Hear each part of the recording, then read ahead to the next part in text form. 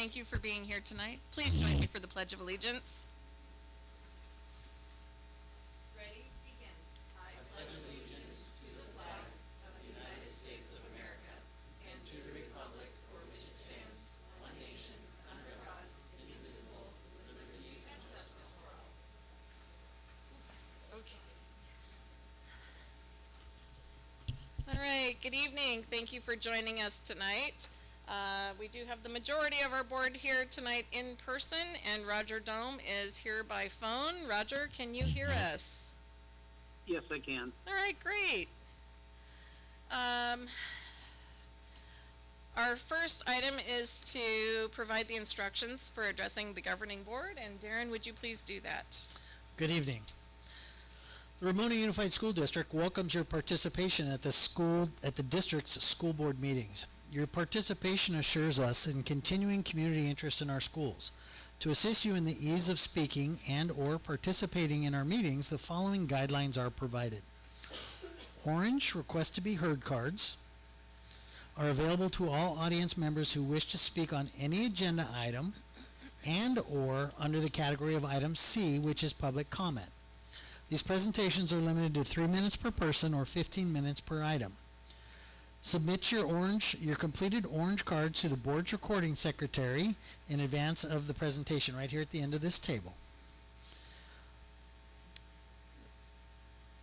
Cards will not be accepted once the agenda item has commenced. Speakers are asked to direct all comments to members of the board. All participants are asked to be respectful of other speakers when they are addressing the board. Public comment is set aside for members of the audience to raise issues that are not specifically on the agenda. These presentations are limited to 3 minutes per person or 15 minutes per item.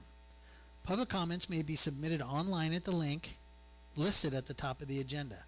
Please note that electronically submitted comments will be printed and distributed to the board members, but will not be read aloud during the meeting. So far I have one. Okay, thank you. And I know that our instructions do say to submit cards prior to commencement of the agenda item, but do you think that tonight, since we have a lot of staff reports, that we could have those cards come in while the staff portion is commencing, as long as they're in before the board starts with our part? I would agree to that if Are we good with that? does. Yeah? Okay, great. So you understand that? If you hear something in a staff report, quickly submit a card so that we can address that, since there's not going to be a lot of back and forth with the board and public commenters. Okay, item 3 is approval of the agenda. I'll move approval. Thank you. I'll second. Okay, Maya, very good. All in favor? Aye. Aye. And I don't hear Roger? That's an aye for me. Thank you, Roger. All right, item C is public comment on items that are not on tonight's agenda. Do we have any of those?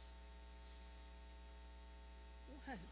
Let me just ask. I believe it's Alicia Watkins. You didn't list an agenda item specifically. Do you want to wait until we get to that agenda item? Okay. Okay, very good. Thank you very much. All right, section D, education services, and item D1 is career technical education report on Ramona High School pathways. Thank you, President Perfect, members of the board. Ramona High School will present elements of the current CTE pathway courses along with needed changes required to effectively provide students with the academic and technical skills, knowledge, and training necessary to succeed in future careers. So we have Mr. Charlton here, assistant principal at Ramona High School, along with many team members as well. Thank you for being here tonight. Thank you. Thank you to the board for allowing us to come and share with you today. I'm going to give a little bit of some background on CTE here at Ramona High School, and then I have the experts in the room who are going to come up and share what they know about their particular pathways and share their advice for the board. I got this first slide here. This comes from the San Diego County Office of Education. What you'll see here is all of our subgroup populations across the state of California, but specifically with San Diego County. You'll see in blue the average rate at California for things, these are all graduation rates for individuals with disabilities, economically disadvantaged, single parents, and so on. What is hard to see up at the top is the small percentages show you what is actually happening with students who are in CTE pathways and specially completers of programs. You can see that the disparity is huge for graduation rate when students are involved in CTE pathways. So CTE is a huge contributing factor to students being successful at school and being successful in meeting all their graduation requirements. This is another ranking of county districts in the San Diego County. On the right side, you'll see the percentage of CTE completers, the 2023 graduating class. Ramona actually ranks 6th in all of San Diego County. We're being very successful with getting our students who are not only starting into our CTE pathways, but being very successful in completing them. And as many of you are aware, we have CTE completer as part of our college and career readiness on our dashboard. It's a major factor in determining the student's success after high school and moving on to a post-secondary career. Is that key? All right. Is that mic better? Perfect. Yeah. Okay. Is it much better? Yes. Ah, there we go. All right. So one of the points I wanted to make before we move on from here is with a school the size of Ramona High School, we're about 1,500 students, just a shy under that.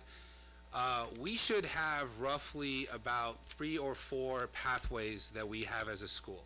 Just to give us experience, I come from a school that had about 1,500 to 1,600 students in previous years. They had maybe 2.5 pathways. Ramona High School is walking into next year with 11 different pathways for college and career bound students. So this is a wonderful opportunity, and I think it's a crown jewel that the Ramona district has, and it makes Ramona High School really stand out as a really top-notch program in the area. So it's definitely something to consider. We'll get to the spaces in just a second. Here's our enrollment numbers. So like I said, we have just under 1,500 students. We've got 1,454 students, 935 students. Of those 1,454 are enrolled in at least one CTE pathway class. So that's over 64% of our student body is involved with CTE. So this is not a small deal at our school. This is how we operate at RHS, and this is how we get our students ready to graduate and be ready for things after high school. I show you the male and female breakdown. These are things that we've addressed with our advisory board. Obviously, certain pathways and certain industries have a higher male to female ratio. That is something that we want to address in the future, of course. And I mentioned the students with disabilities, which you can see is listed there as around 17% of our CTE students are students with disabilities. That number is consistent with our students with disabilities across the entire school. So the CTE pathway is consistent with all the other programs that we offer at the school as well. So that's just keep it in mind as we move forward with that subgroup. As far as our EL participants, so Ramona High School, out of the 1,454 students, we have about 120 students currently listed as English language learners, which is about 8% of our total enrollment. But with our CTE classes, we have 87 out of 395 who are listed as English language learners. That's 22%. So 1 out of every 5 students at one of every 5 EL students at RHS is in a CTE class, which again contributes to those graduation rates, contributes to their success at school, especially as they're learning the English language coming into our instructional program. We started to make partnerships with our middle school, Olive Pierce Middle School, having tours. In fact, next week we have our 8th graders coming up and doing their tours on Monday and Tuesday. That has increased our participation by 36% just in this last year of the number of 9th graders who are currently taking CTE classes. And so this is a growing trend. This is something we like to see. More students taking CTE, more students from different subgroups being represented in CTE for their success down the road. And this is probably the best slide I could offer you of all the data. These are our industry sectors along with the pathways in the second column. What you see in the third column is what we get from statewide data on job openings for those sectors on an annual basis. And you can see the number of job openings that are happening in each of those sectors. And our students are walking out of CTE classrooms and walking out of their CTE pathways with certifications to where they can walk directly into these industries and get jobs right away, making $20, $25, $30, $35 an hour. And that is huge.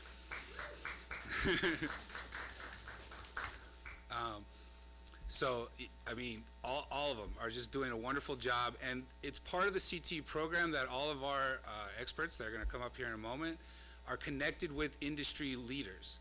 So the things that you're going to hear us saying tonight are not just what we think should be good. This is what the industry leaders are telling us needs to happen for our students to continue getting those job openings and to be ready to walk into those jobs after high school. And that's what we're really talking about here tonight.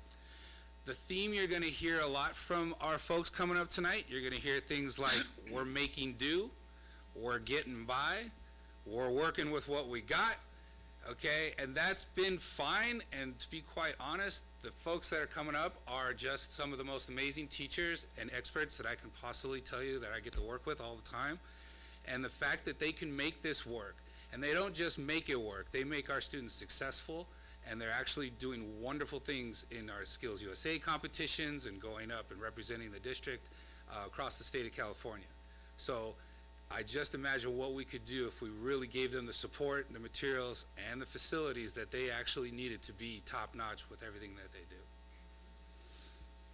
So with that, I wanted to invite one of our student representatives. His name is Samuel Makeda.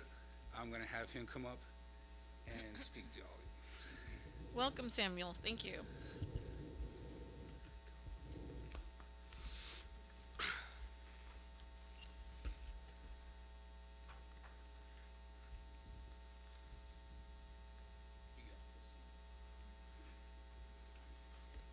Good evening. My name is Sammy Makeda. I am Ramona FFA Chapter Sentinel. Before I speak so much, which isn't surprising for me, I just wanted to thank Miss Upson, Mr. Martineau, Miss Martineau, and Miss Kelly for always taking their time to help me do my work when I was lazy or didn't know what to do. These adults have done what they can do to keep me out of trouble and show me as many opportunities as possible. Miss Kelly would always be busy doing something for floral design and would stop to help me, so I want to thank her for that. Thank you to the board for allowing me to speak, and Mr. Charlton for putting his faith in me to represent this tonight.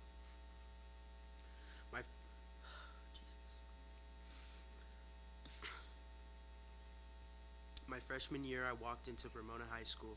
I knew I wasn't going to do so good.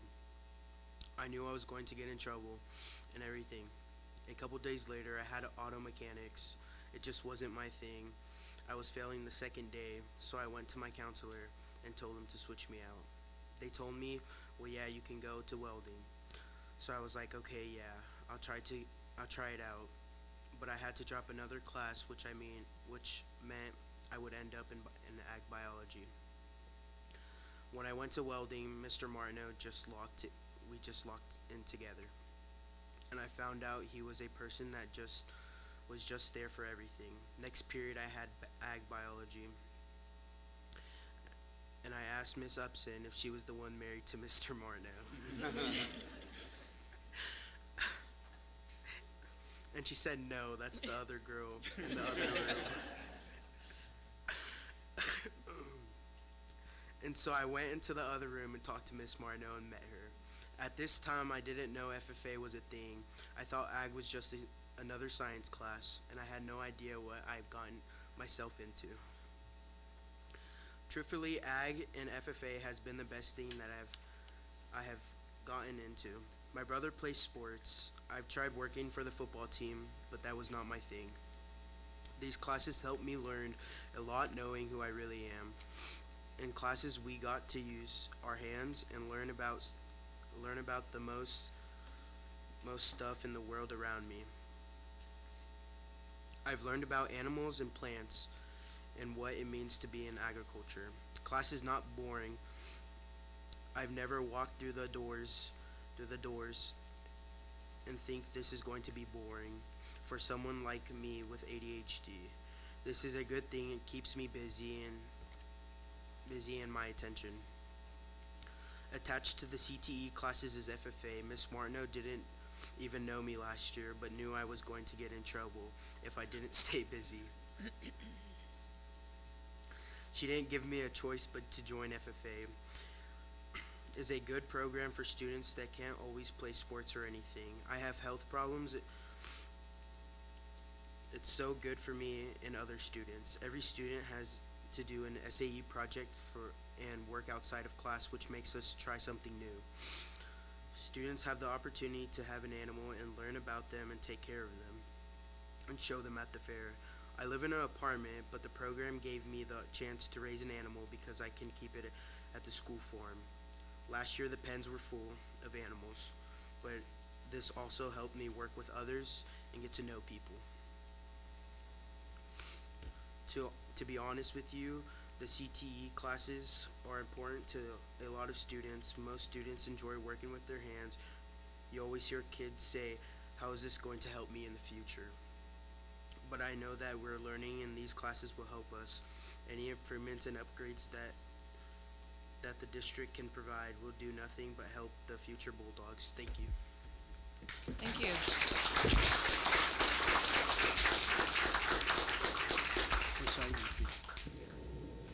Thank you, Sammy.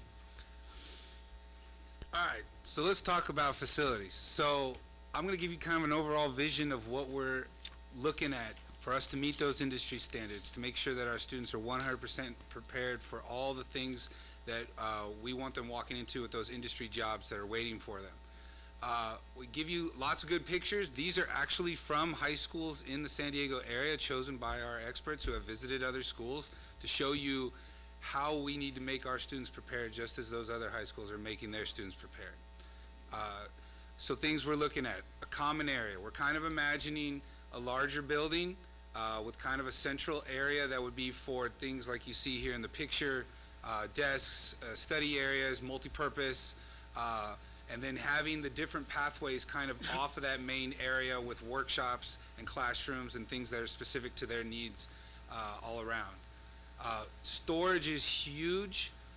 For those that came on the tour, we appreciate you coming over last week. Being able to see, or 2 weeks ago I should say, being able to see like the things that we're working with, you gotta have a place for them so that the kids have space to work. So storage is major. Since we are talking about industry standards, we need to get our OSHA compliance up with all of our facilities to make sure that we're meeting the air quality, the air filters, the safety codes. In Miss Christine Hill's classroom, I can think of this one machine. It's fantastic. It's an air wind tunnel, but the kids have to literally clear all the stuff away from it because OSHA requires it to be 6 feet of space. So just to use the machine, they have to spend about 30 minutes cleaning the area just so they can use it.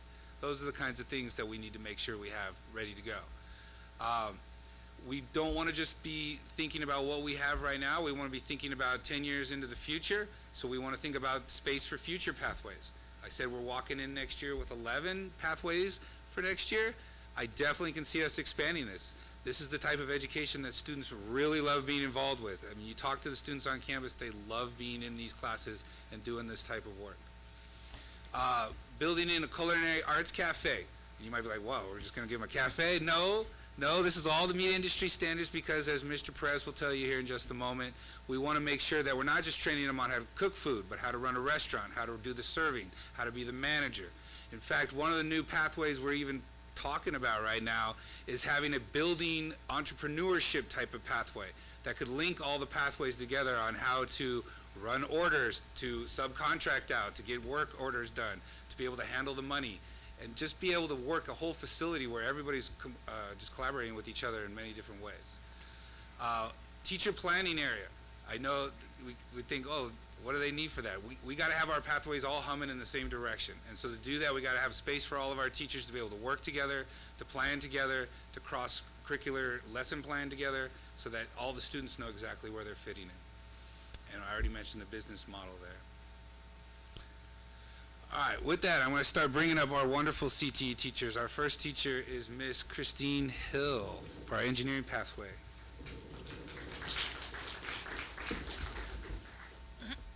Thank you for having us here tonight. So, the engineering pathway at Ramona High has been going now for about 10 years. If you see on the pictures, we have a really large room. It's great. It's huge. But when there's 120 students throughout the day, they're all doing hands-on projects. I don't know if you can tell in the pictures, but the computers are right next to each other. There's one seat length between each computer. A lot of times the kids are working on robots, test beds that they have to tether to the computer so they can run the software. So now you've got your keyboard and your mouse and your test board on your lap. It doesn't work very well. Storage is totally inadequate. This apparently used to be the band room long ago. And so it's got 3 little storage rooms, and they're piled to the ceilings with storage. And so a lot of times the time we could be spending working, if they had workstations, we have to stop and find places to store everything else before the next class starts. So we lose instruction time doing that. We have inadequate electrical. I don't know if you can tell, but there's electrical hanging from the ceilings now, which is so much better than it used to be because this building is extremely old and had 4 outlets. We have 30 computers, 24 laptops. We have VEX, which runs off electricity. So electrical is huge in these kind of workspaces. I don't know if you've noticed on this, but there's no whiteboards in this room. It's got beautiful cabinets. The furniture in there is gorgeous. It's always very deceiving when people come in because the outside of the building looks like a shed and there's no windows, and then they walk in and it's like, wow, this is amazing. And it is, but not when there's no whiteboards and there's no way to project anything. There's no projector because there's no screen to come down. I do have 4 old TV monitors that were donated, and so we've adjusted those so that I can put something onto the computer and the kids can all see it. So it does make it hard when I am trying to lecture, because I can write 3 or 4 things on the board and wait, and then erase it, and go again. The other big issue, which you wouldn't think would be an issue, is the floors are carpeted.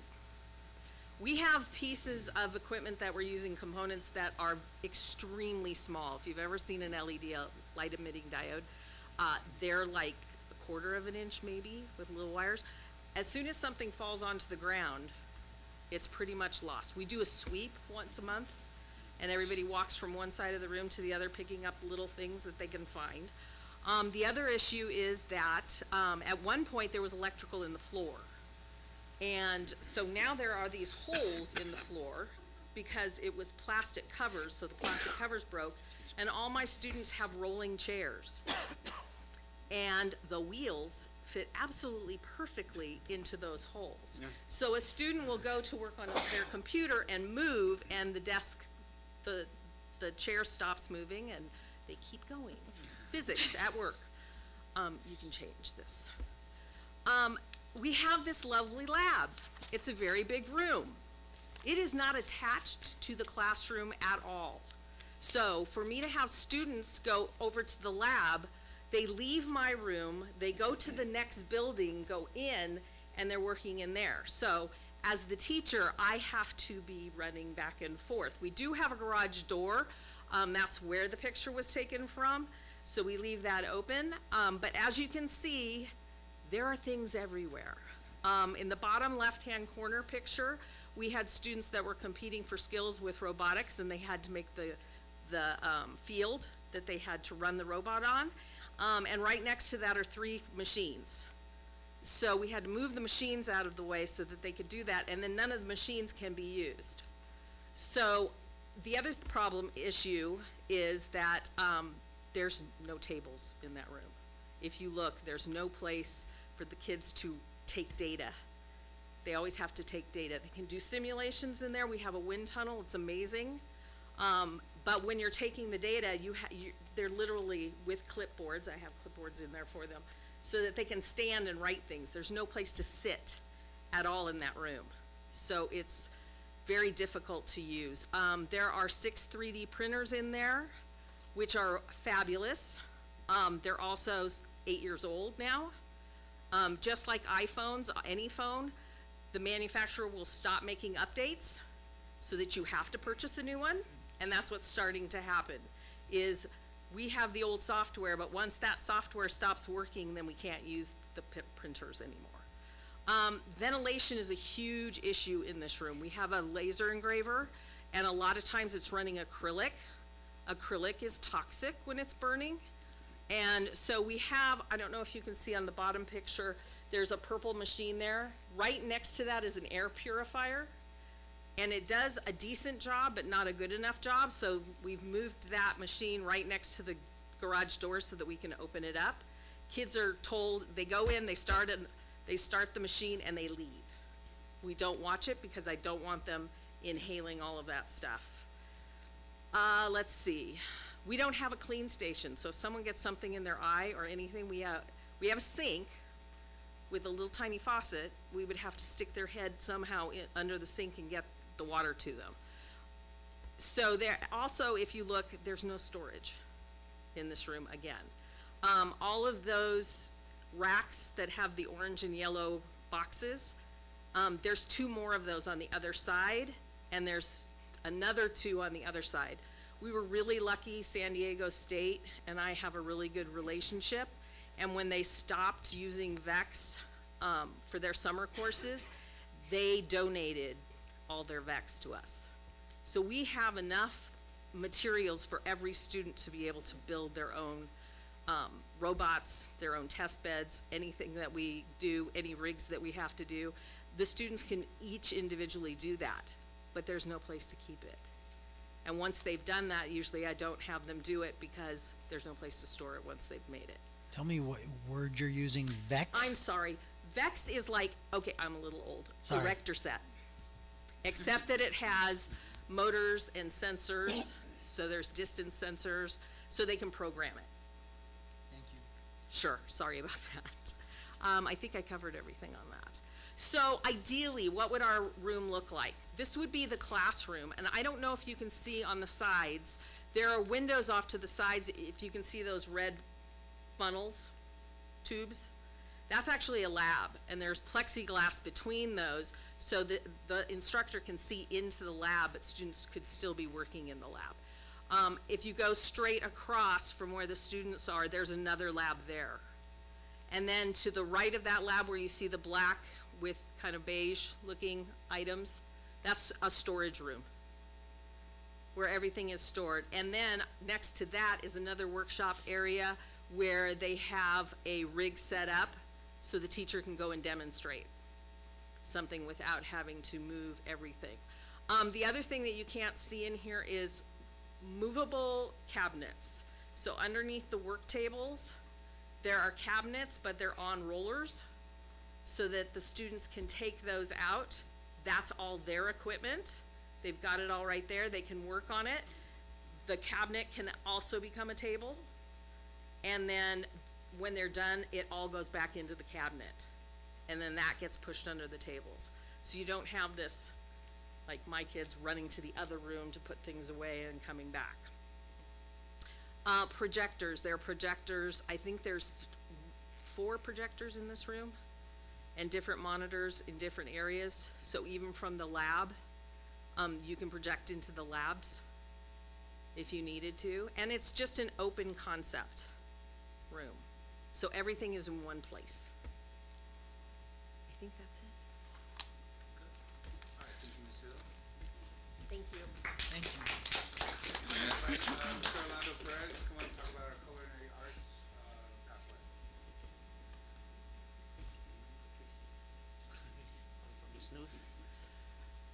Hello, my name is Orlando Perez. I'm the culinary instructor at Ramona.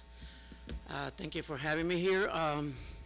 Let's start by me stating what our goal is as a program career path. We're trying to articulate with a college, being Mesa or some other community college. And we're trying to prepare students for entry-level positions in the industry. So in order to do that, we need to have the students prepare in industry commercial equipment that's compatible, if not the same, compatible at least with the colleges or the businesses or hospitality industry. So our current facility, again, we talk about overcrowded lab. We went to visit Grossmont and Mesa, and their students kind of have to go from one table from here to where you're at. We kind of have like, I don't know if I sing this, but more like a Japanese place where you're cooking here and you turn around and you're placing something behind you. If it was to be an accident, which luckily we've been avoiding, but if we're not cooking necessarily on everybody at the same time on the stoves, we're using these portable stoves.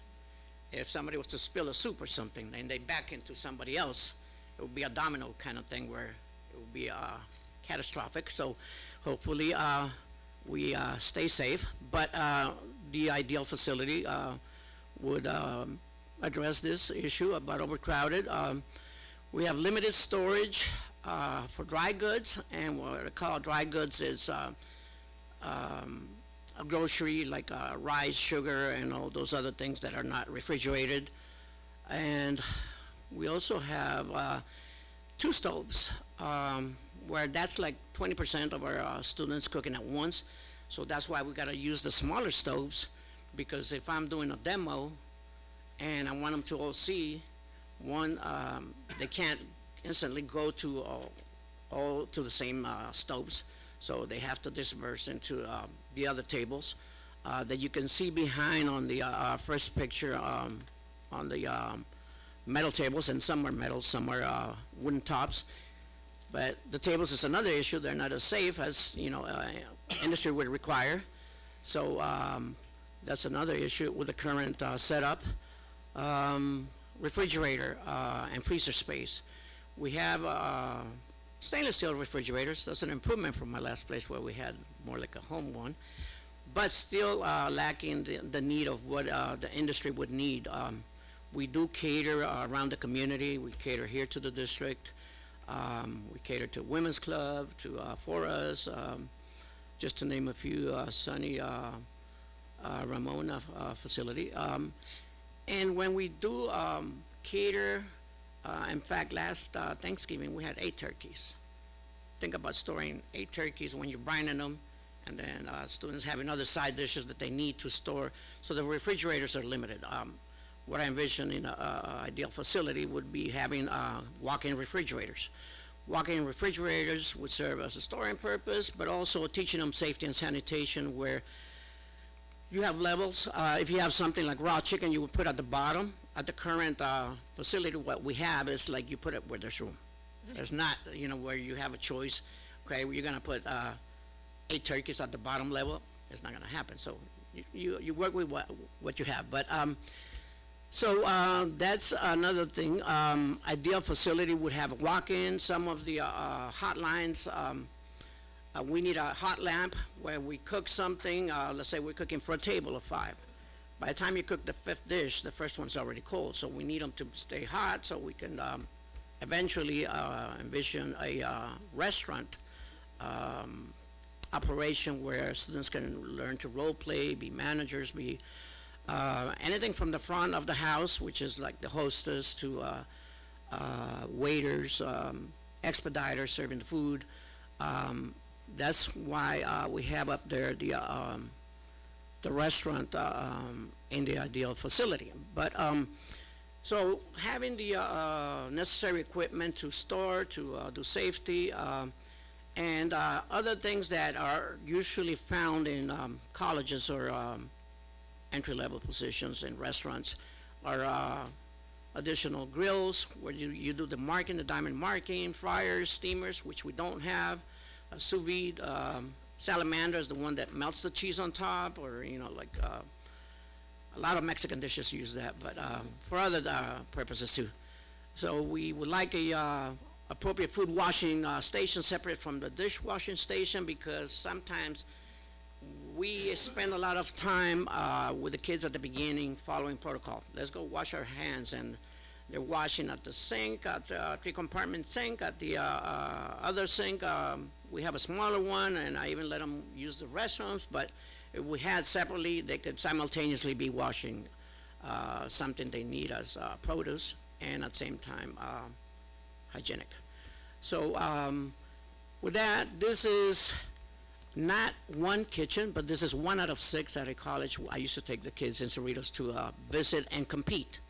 This is 1 of 6 lines, so this would be like just a fraction of, ideally, we would like, a couple of those or something like that, not just one, but they also have the screen, the media in the back, because as we go forward later, we'll see a lecture room where you have an island and you do a demo, like you being the students, and I can do a demo of addition here and have a projector, shoot the images to the lab or to the seats where the students are, where they can see at any angle.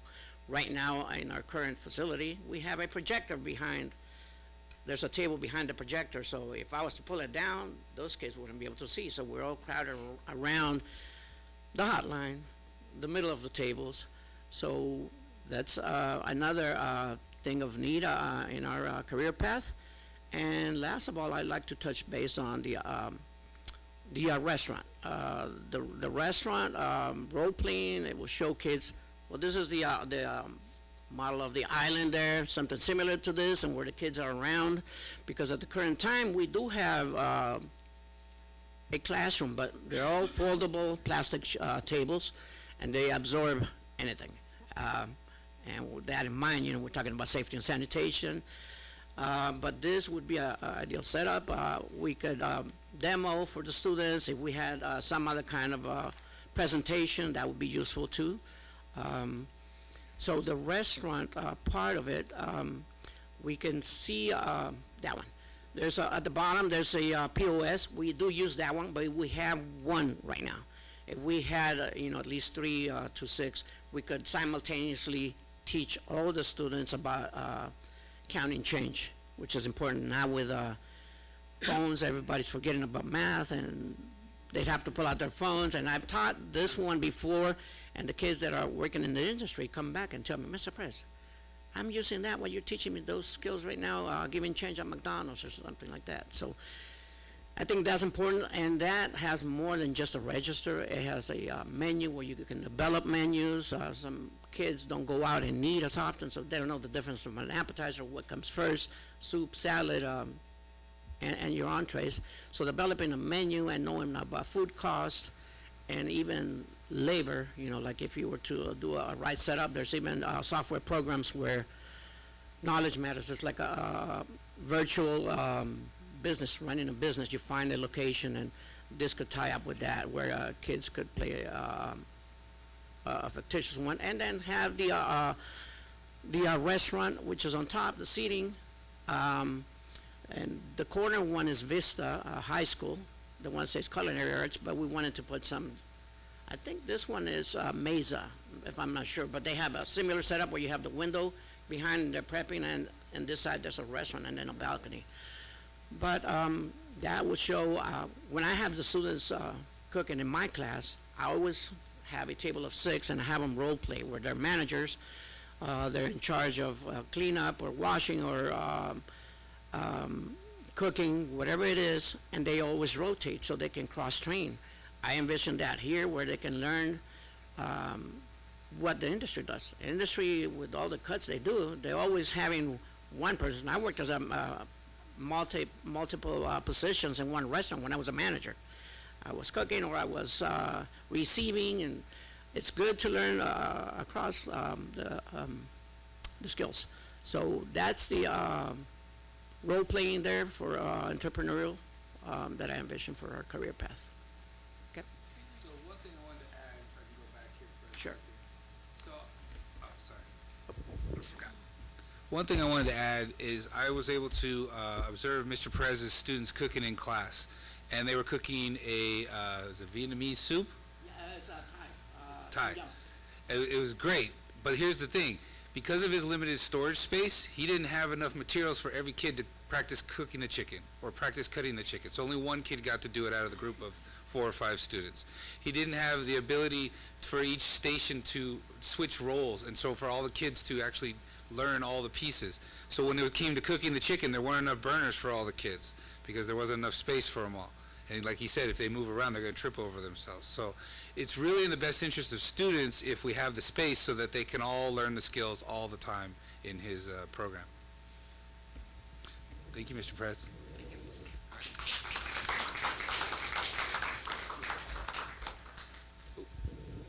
Next, I have Mr. Tim Hall coming in to talk about digital photo and video production.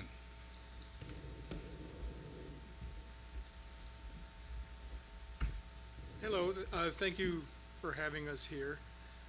Really appreciate this. You have no idea what this does for us. I mean, thinking that we're going to be able to maybe sometime in the future that we could have facilities that aren't as crowded like you see here in my classroom. The image there is a normal classroom that I have. I have 40 Macs, which are going to be replaced, thank God, because those poor suckers are way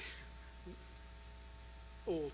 I was trying to find the correct word for that one, but and they are beyond being able to upgrade their operating system. So we are going to be switching off to PCs here on during spring break, which will be really nice for us.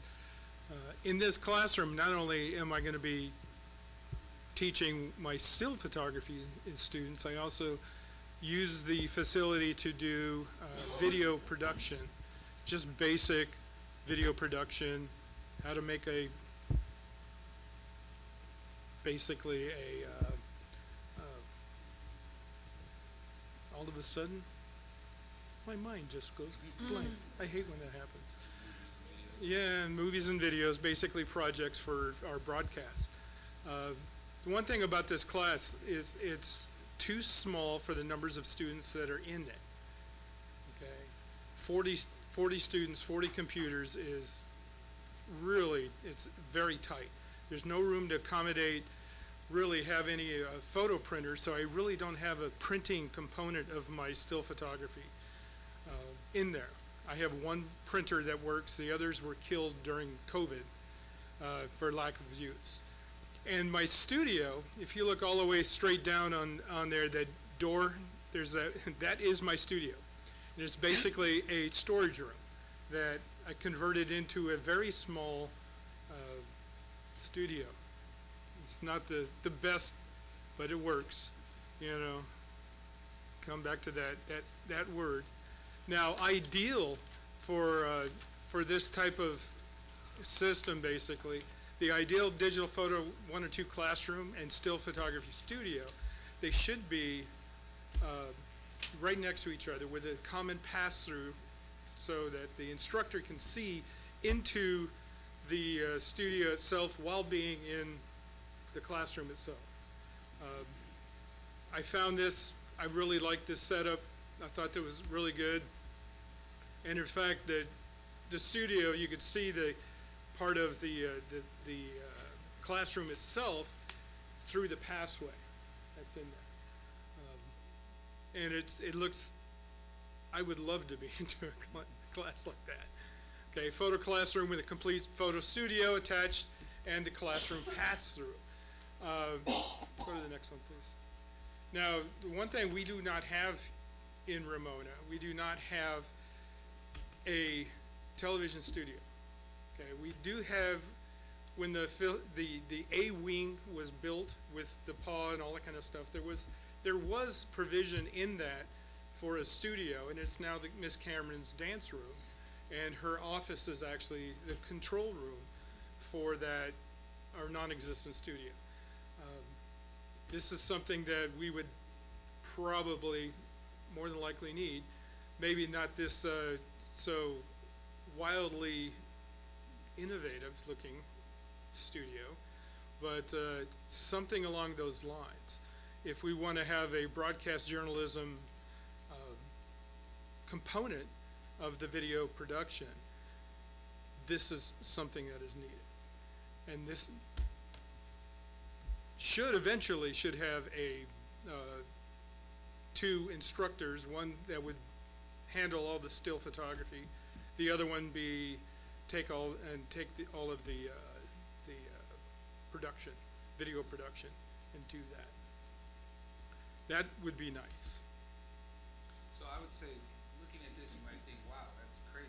Think of something like that. Sorry. But here's the thing. Our students, when they get jobs in the industry, that's what they're walking into. And yet, this is what they know. So again, we're talking about how are we best preparing our students for walking into the industry with the skills and the tools and the know-how so they can get those high-level jobs and work in those industries. Just something to keep in mind. Thank you, Mr. Hall. Thank you. All right, next I'm going to invite Mr. Grace, Mr. Robert Grace for our automotive pathway. So you look very nice tonight. Thank you. And Mr. Jeff Moore. Where'd he go? Well, good evening, and thank you for having us, and thanks for the compliment. My wife dressed me. You've all been through several of you have been through the automotive department at Ramona High School. We have the tiniest classroom, which we make work. No regular storage areas, so we have some cages outside. Some of our equipment's dated. Cars have evolved and are changing hourly, it feels like. And anyway, we just have an old building. We make it work, though. We would love to have some security cameras so we can keep track of all of our kids in all of the areas, too. So, Mr. Moore, would you like to say anything?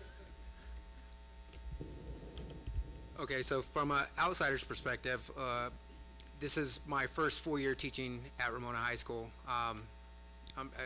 Mr. Grace he's going to be on his way out, hopefully, maybe in a couple years. We'll see. But I got big shoes to fill. But my brief background. So I took automotive class in high school, and that is where I fell in love with it, and I developed a passion for it. So I moved on. I managed many shops. I had my own business doing paint and body work, and the opportunity arose because we moved up to Ramona. My daughter's a student there, and I was like, sure, like, to check out the automotive program, and I fell in love with it. And I said, this thing still exists, because the problem is a lot of the schools have now phased out the automotive program at a lot of inner city schools. So I said if there was any opportunity, way, shape, or form, I could get my foot in the door to be able to teach this, it would be a privilege. And going into these facilities and going through the process and being able to learn from this man of many talents right here next to me, the old guy. Like I said, he's got some big shoes to fill. So being in this program and going through it and seeing what the kids can learn and what I learned and how I went to college, and I was one of those what people claimed as a troubled youth to kind of get put back on the right path in school, and this really helped me stay focused. This kept my attention to the good things that I needed. It is a very open door policy that we have there. A lot of the kids we allow to come and enjoy lunch, and they could confide in us. So we go beyond just being the automotive teacher. We build personal relationships with them, and that's the kind of shop environment that we try to create, and it really is a healthy environment for the kids to be in. With that being said, it is outdated. For some of the kids that may have missed showers, if you've been through there, you see how much the roof leaks, so the floor gets pretty wet throughout the facility. It is pretty outdated with the equipment coming from shops that I've been in, and some of the other classrooms that we've compared it to when we've visited other schools and the colleges. So I think that's going to go into the next slide here. You can see let Mr. Grace take over on this part. So we have some just older motorcycles and things that we teach. Our first step of our pathway, the small engine and motorcycle stuff. We've kept them going as long as possible, but they're turning into skeletons. Older training materials. Next slide. This is James Madison High School in Kearney Mesa. Mr. Sevilla is an RHS graduate. Beautiful facility. Mr. Moore and I will be going down there in May for a San Diego County Auto Teachers Conference, and it's just gorgeous facility. It's just a total open floor plan with workstations, very similar to how Escondido BMW is laid out, and a lot of the current dealerships are laid out, so the students get a real feel for what they would see in the world of work. Next slide. They also have a lecture hall, which we could use as a common CT class area. It's very well lit with natural light and wonderful lighting inside. He has a tremendous parking and storage area outside, so just all things that would be a wonderful upgrade for the Ramona CTE programs and automotive chunks. I think that's it. Yep. Thank you for having us.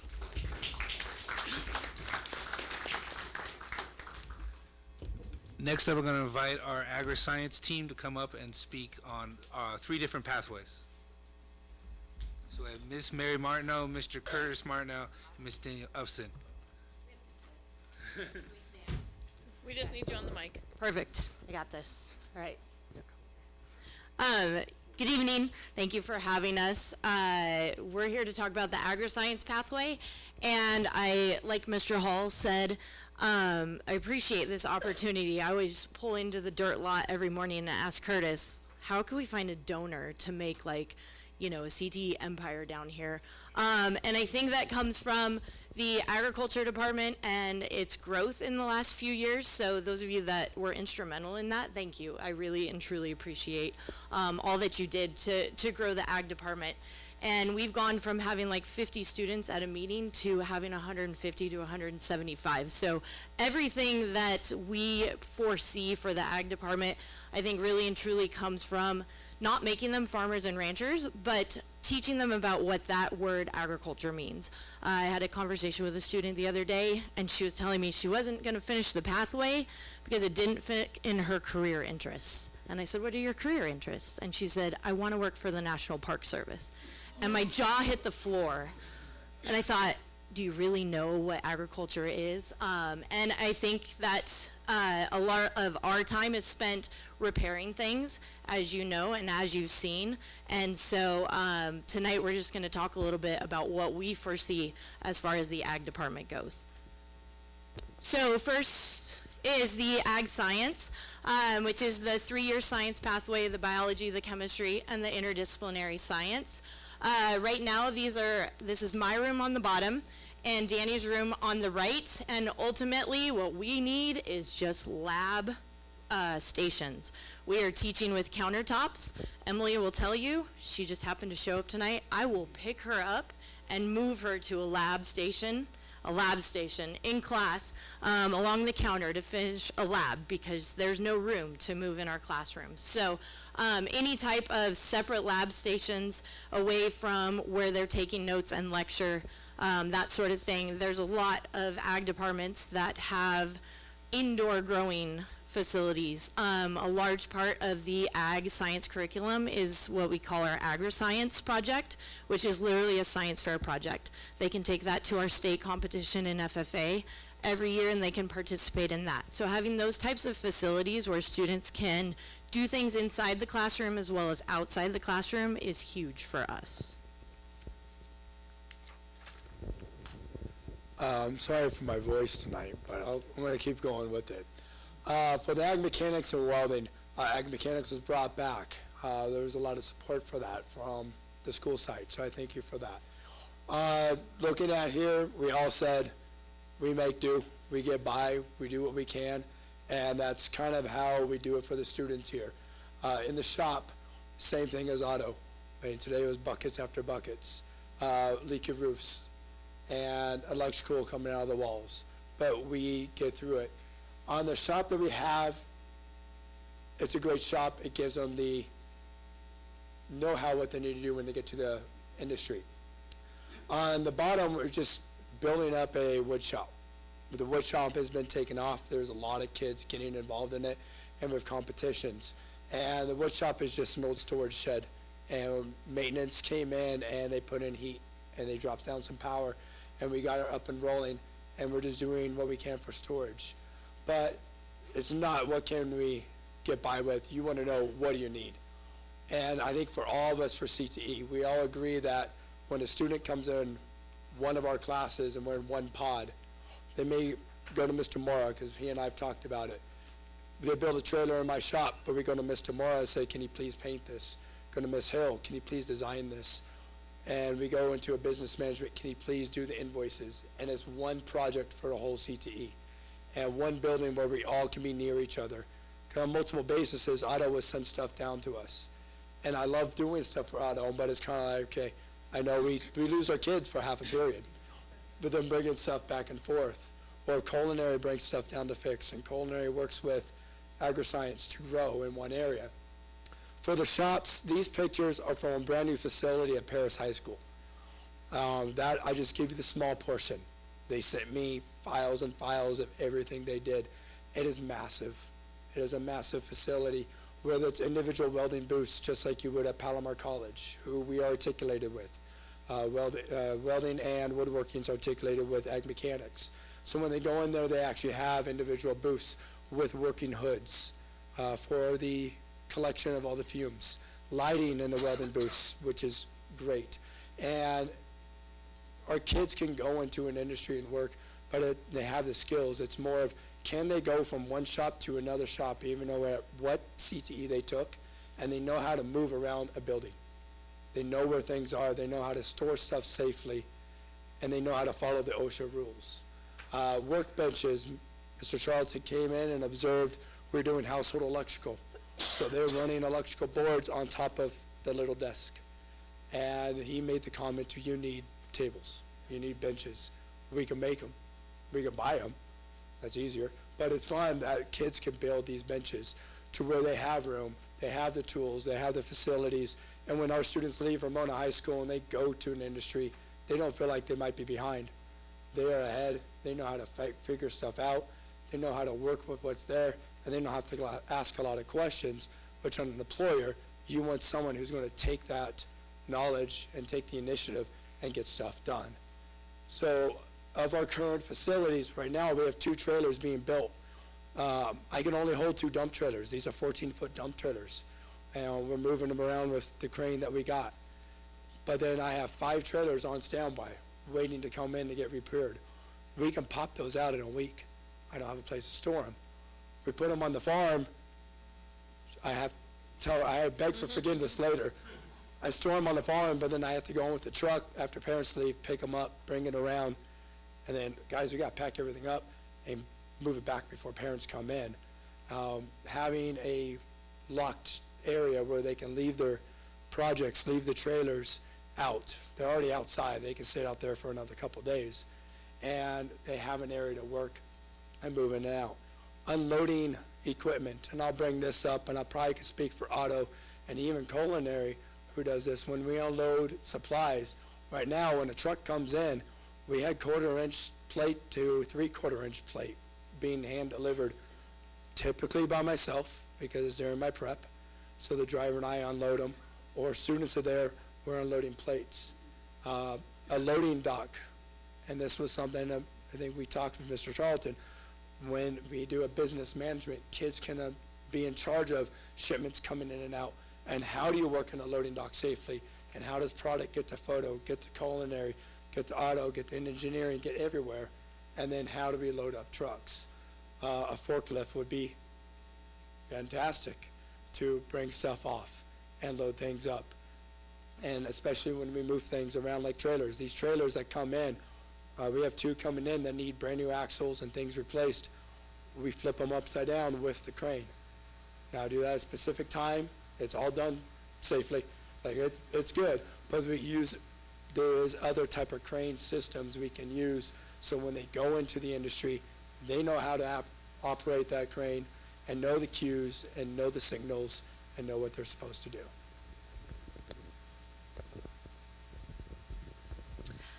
Thank you again for letting us come in tonight. I currently teach biology and the floral design. Floral design is an A through G approved course, as well as counting towards our students' graduation requirements for art. So it is a little bit of a different hands-on approach to their art courses, and we would love to be able to see this type of ornamental horticulture program continue to grow. So currently what we have, because I'm also a science teacher, they are doing their floral arrangements on lower lab benches. In the industry, having higher waist to chest high tables is really what the students would be working with, so that they are able to stand and arrange their arrangements and see all sides. So something moving forward to having a more specified space for those sorts of classes would be very, very nice. There's very limited storage and counter space for all of the supplies, ribbon, vases, floral foam, everything that comes along with all of our floral supplies, as well as room for storing flowers. We did recently purchase a 3-door floral fridge. This stores barely enough for flowers for our classes. We also are having lots of difficulties with it as far as keeping it running, and having a really hard time working with the company on this. So ideally, in an ideal space that is creating this space for students to begin to learn and learn about this industry, would be to have a 4 to 5 door cooler that also allows for a walk-in fridge. That way we would be able to develop the amount of materials that we can bring into the classroom. Currently, we are able to do some outreach with our community. The Ramona Chamber of Commerce comes to us every year to do several of their banquets. We really appreciate their business. And they usually request 30 plus table centerpieces.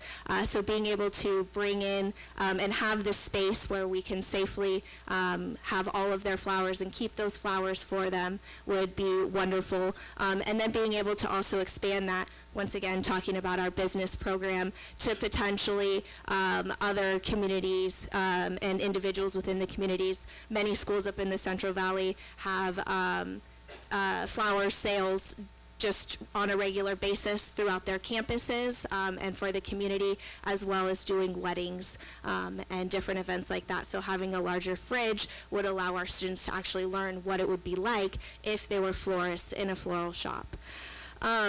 Ideally, we would really like to then grow this program outside of just the floral courses and make it a true ornamental horticulture pathway.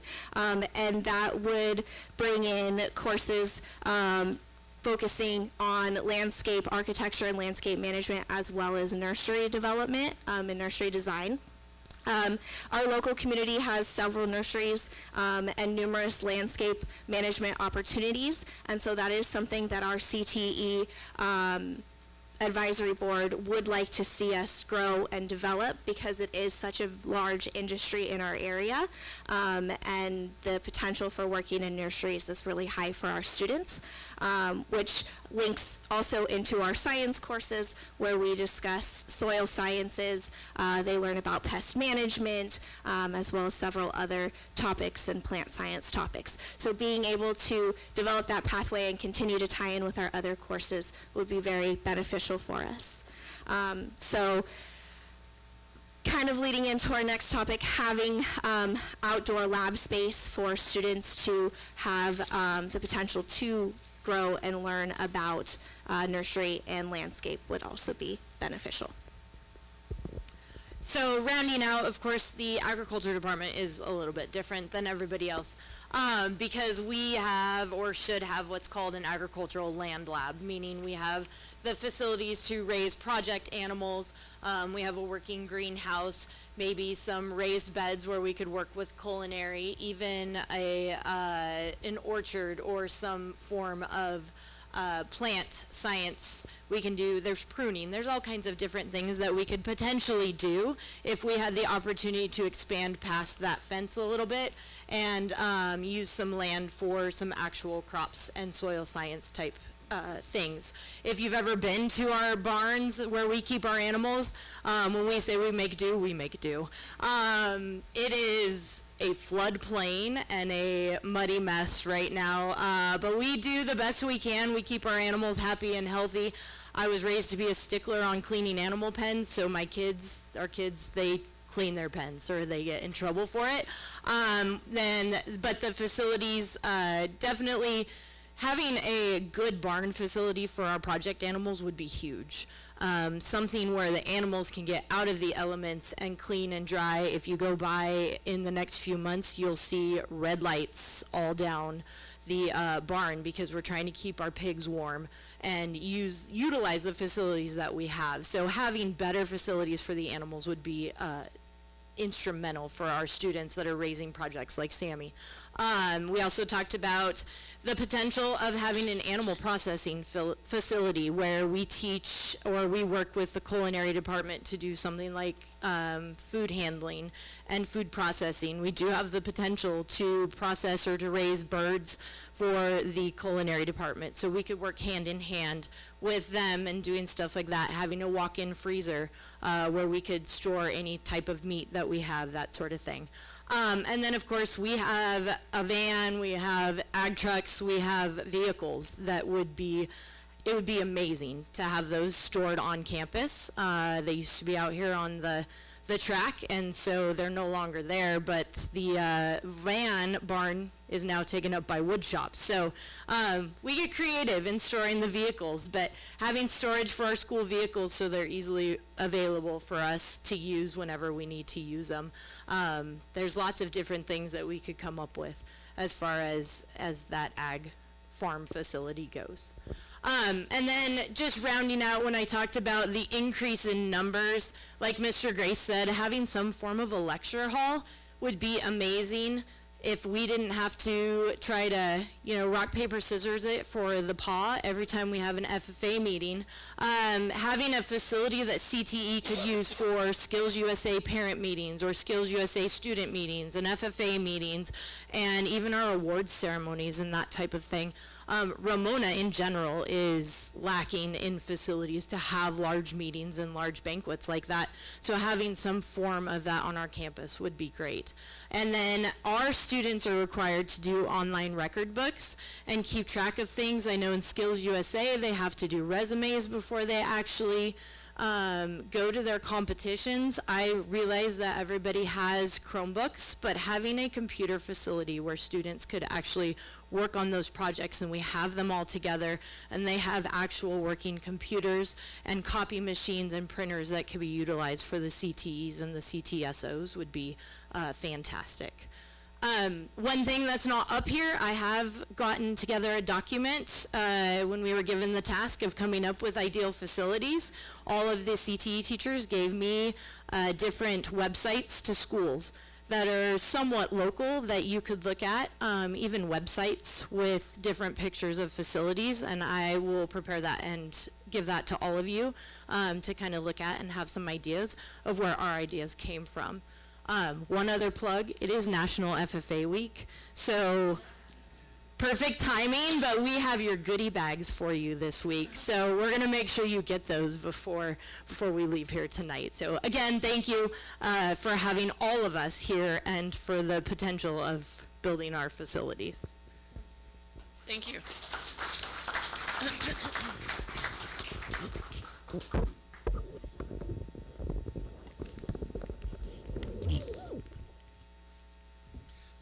Okay. So I just wanted to add at the last moment, if the board has any questions or anything that you'd like to ever ask, or you want to come over and see the facilities, or just tap into all of their amazing brains and what they can do to really help students, please don't hesitate to ask or come by. Well, we're not going to let you off the hook that easy. Oh. So, Darren, at this point, do we have any cards for this item? We do not. Okay, great. Board members, questions for the staff that we have here tonight, or conversation amongst ourselves? I have some. I see your list. First and foremost, thank you everybody who came tonight. Not just the presenters, but also those who came to watch the presentations and garner this knowledge and help us appreciate what they're doing. You're not making do. You're not getting by. You're not being creative. You're making magic. You really are. So thank you guys for that. So now it's up to us to try to figure out how to help you in your mission. And we have 935 of our 1,454 students somewhere in this program. That's a lot, and it's impactful. I appreciate it. Someone said we're looking to the future. We're not just preparing for today's learners, and that's what we try to keep in mind when we're looking at different programs throughout the entire district. We don't just look at graduations. We don't just look at kindergarten. We try to prepare our kids to move into the future. I had the opportunity to watch culinary arts when we had our workshop on curriculum, and culinary arts came here and presented, and I was so impressed, not with just the meals, which were fantastic, by the way, but with the students, because they came up in front of a group of probably about 20, 25 adults, and they presented their meal, which truly was, for me, the best part of that meal. The food was great, don't get me wrong, but to see our students growing and having confidence, excuse me, and being proud of what they did.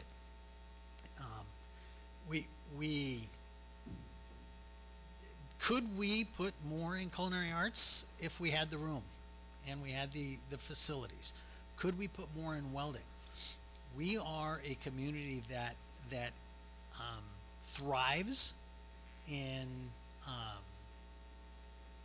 career readiness for our students. Not all of our kids are going to college, and that's a good thing. Many of them are going to go right into the workforce and probably be making more than that college graduate would be making in 4 years. So I just want to thank everybody for coming tonight. I can tell you that my colleagues and I are glued to your presentation. People were taking notes, and not only do you have my admiration, you have my support. So let's figure out how to push this forward, and how to give our students I don't want to get so esoteric and say, they deserve it, but we need to give our community, not just the students in our community, an opportunity for success moving forward. And I can tell you, when I take my diesel pickup to the shop, it's about $120 an hour. An oil change is $60. And there are families that are relying on those dollars, and if we can teach our students to walk right into Verona and secure good, high-paying jobs so that they can start a career and feed their family. Diesel mechanics, auto mechanics, we know the successes of our construction program, and we're going to hear a little bit more about it. I want our community to see what we're seeing tonight. So wherever the Sentinel is, I hope you're taking good notes. Sorry, that's all I have. No, Sentinel went to something else. Okay, well, I'm sure they're listening, or we'll provide them recordings. We will. Yes, Dan. Thank you. Well, I had the opportunity to tour all the CTE facilities a week and a half ago.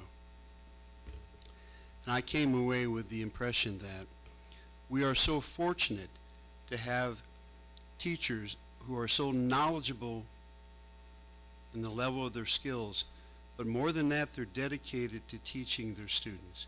These are staff members who cannot wait to get to work every day to share their knowledge and skills with their students. Now, the problem is that they're doing the best they can with the facilities and the equipment that they have to work with. And I came away from that tour knowing unequivocally that you need improved facilities all the way around. And it's on the school board to provide that for you. So that's where I'm at. And I'm very appreciative of the CTE program we have here. And it's going to get better. Thanks for the time. Okay. Maya, anything at this time? And we'll do this again after we hear from Montecito High School. These probably could have been one item. Roger, I know you're with us. Do you have anything that you want to talk about now, or do you want to wait until after we hear from Montecito High School? I'll wait after Montecito. I'm actually viewing all of the presentations virtually in my head. I have been in I have been in all the facilities, so I kind of know what they look like. But I think it'd probably be better, and then I'll go ahead and respond then. Okay, thank you. All right, so now item D2 is Career Technical Education CTE report from Montecito High School.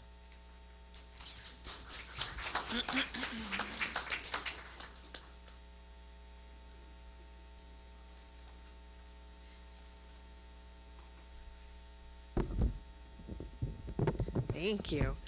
Good evening, Dr. Thurman, members of the board. Thank you for the opportunity to address you from the Montecito High School perspective. We greatly appreciate the idea of being able to present about our program.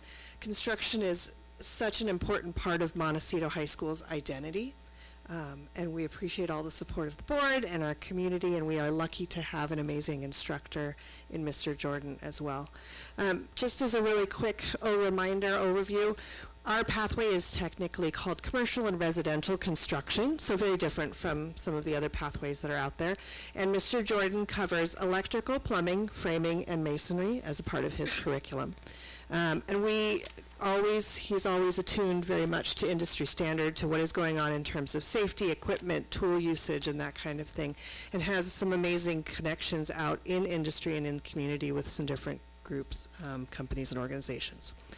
So when we look at what our needs are, we echo everything that you just heard from Ramona High School, and we're not going to beat the dead horse about what we don't have, but when we thought about what are our needs, when we looked around the room, first and foremost, it was with safety in mind. Secondly, we want to look at ways that we can use the same equipment and materials that are found on a job site.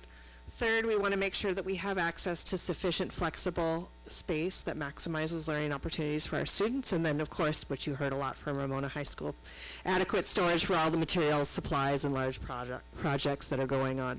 The picture you see here is the local Carpenters Union training facility, and you can get an idea of the scale of the space from the people in there. Our students have a great connection with Southwest Carpenters Union. They're phenomenal. They come out and support us. They donate supplies and materials to us.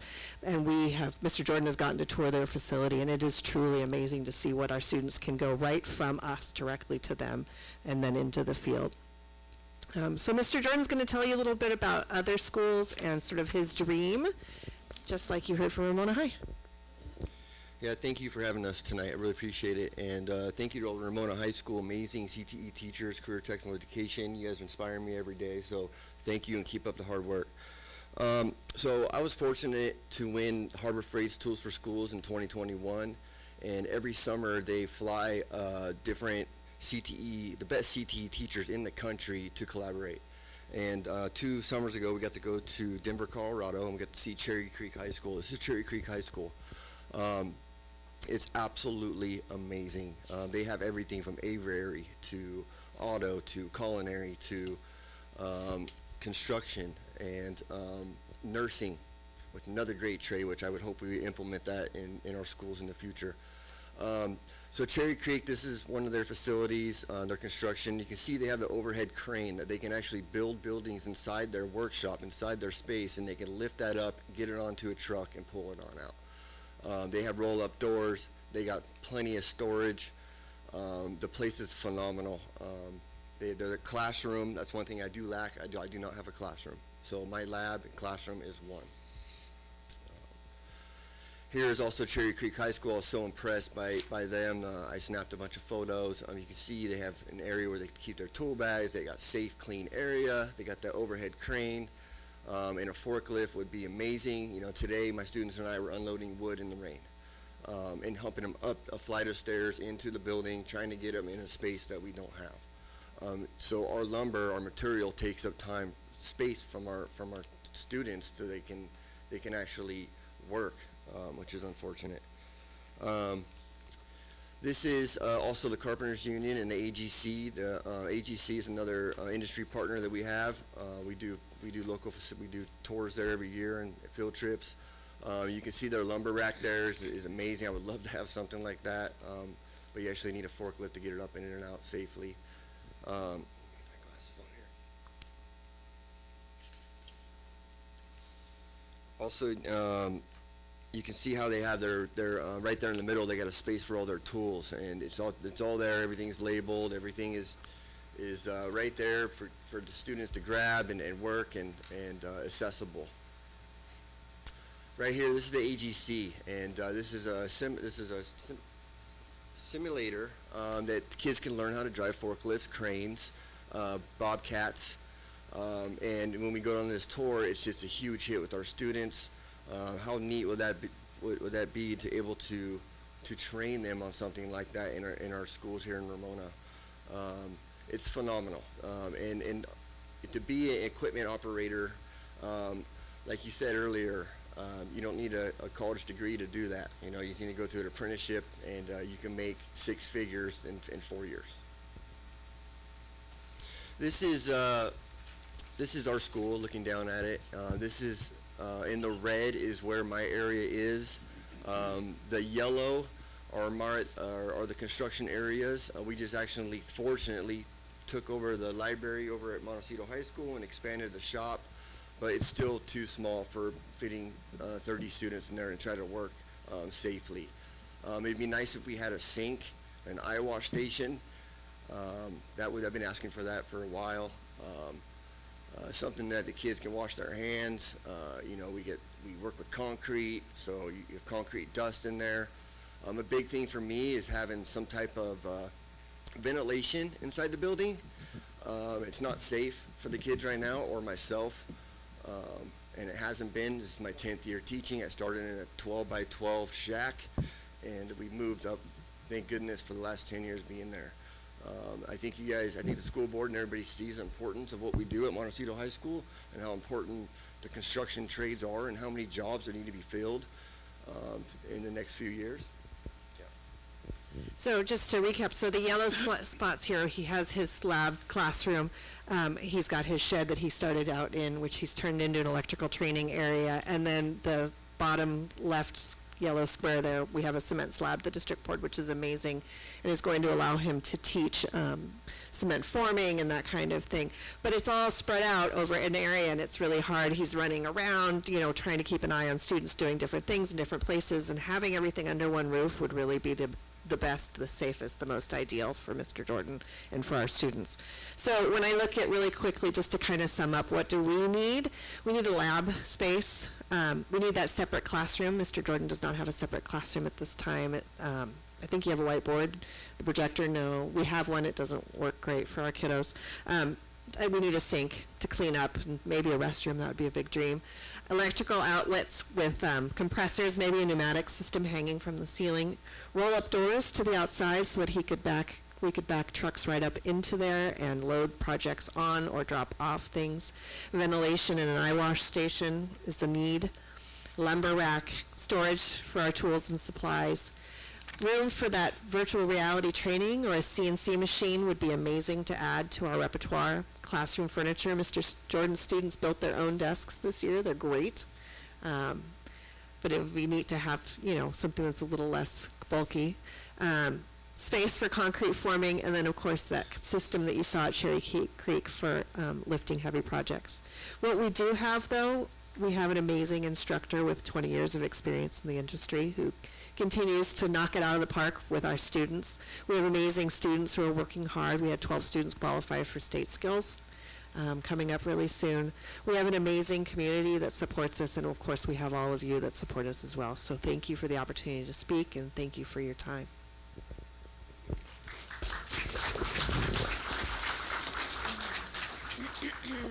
Okay. Darren, do we have any cards on this? We do not. Okay, very good. So, board members, maybe we can jump right to Roger this time.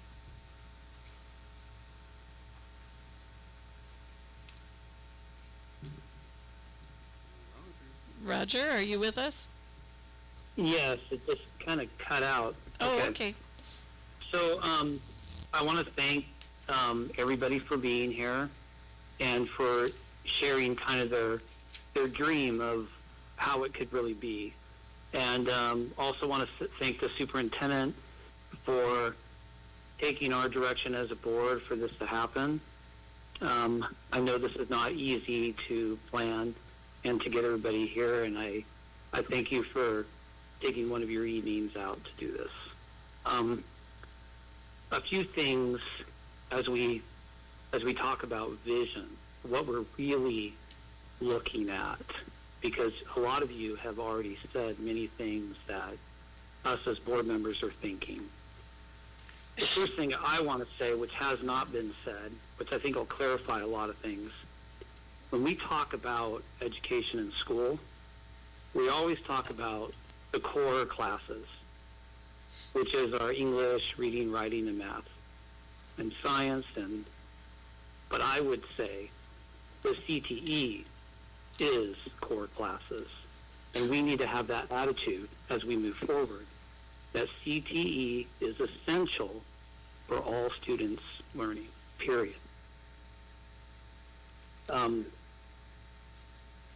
Once you take it in that direction, then kind of like Dan already said, that he's committed to move forward.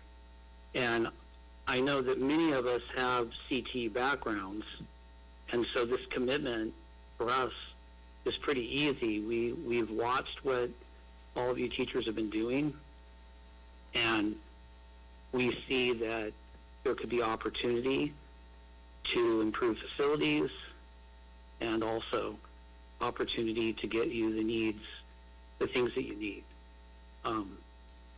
One thing you didn't mention, which I think I need to mention, and that is you could have all the equipment, the best facilities, but if you don't have a budget, a yearly budget to operate, then you're stuck. So that's another thing that we have to work on. We have to increase the budgets so that you can buy the supplies that you need so the kids can actually do the learning that they need to. And that's going to be a difficult part, because that is an ongoing expense that we need to figure out what that expense is and how we move forward with it. And one thing I realize is that as you came today and you started planning all this stuff and figuring out everything that you kind of need, or even things that would be nice to have, like having a lecture facility or a place that you can do your awards, have meetings, which was presented by AG. One thing that I realize is that this is just the beginning of discussion, that as we continue to discuss, we'll continue to learn more, see more of what's going on, and then we're going to come up with even more new ideas of what we could do. And I want to encourage that, because the one thing that I see is that I know that if you were to call this a long-term plan, this would be our first design review. You came in, you gave us your ideas, and we reviewed them, and then we task you, go out and improve upon that. How could you improve this? How can you improve that to make it better?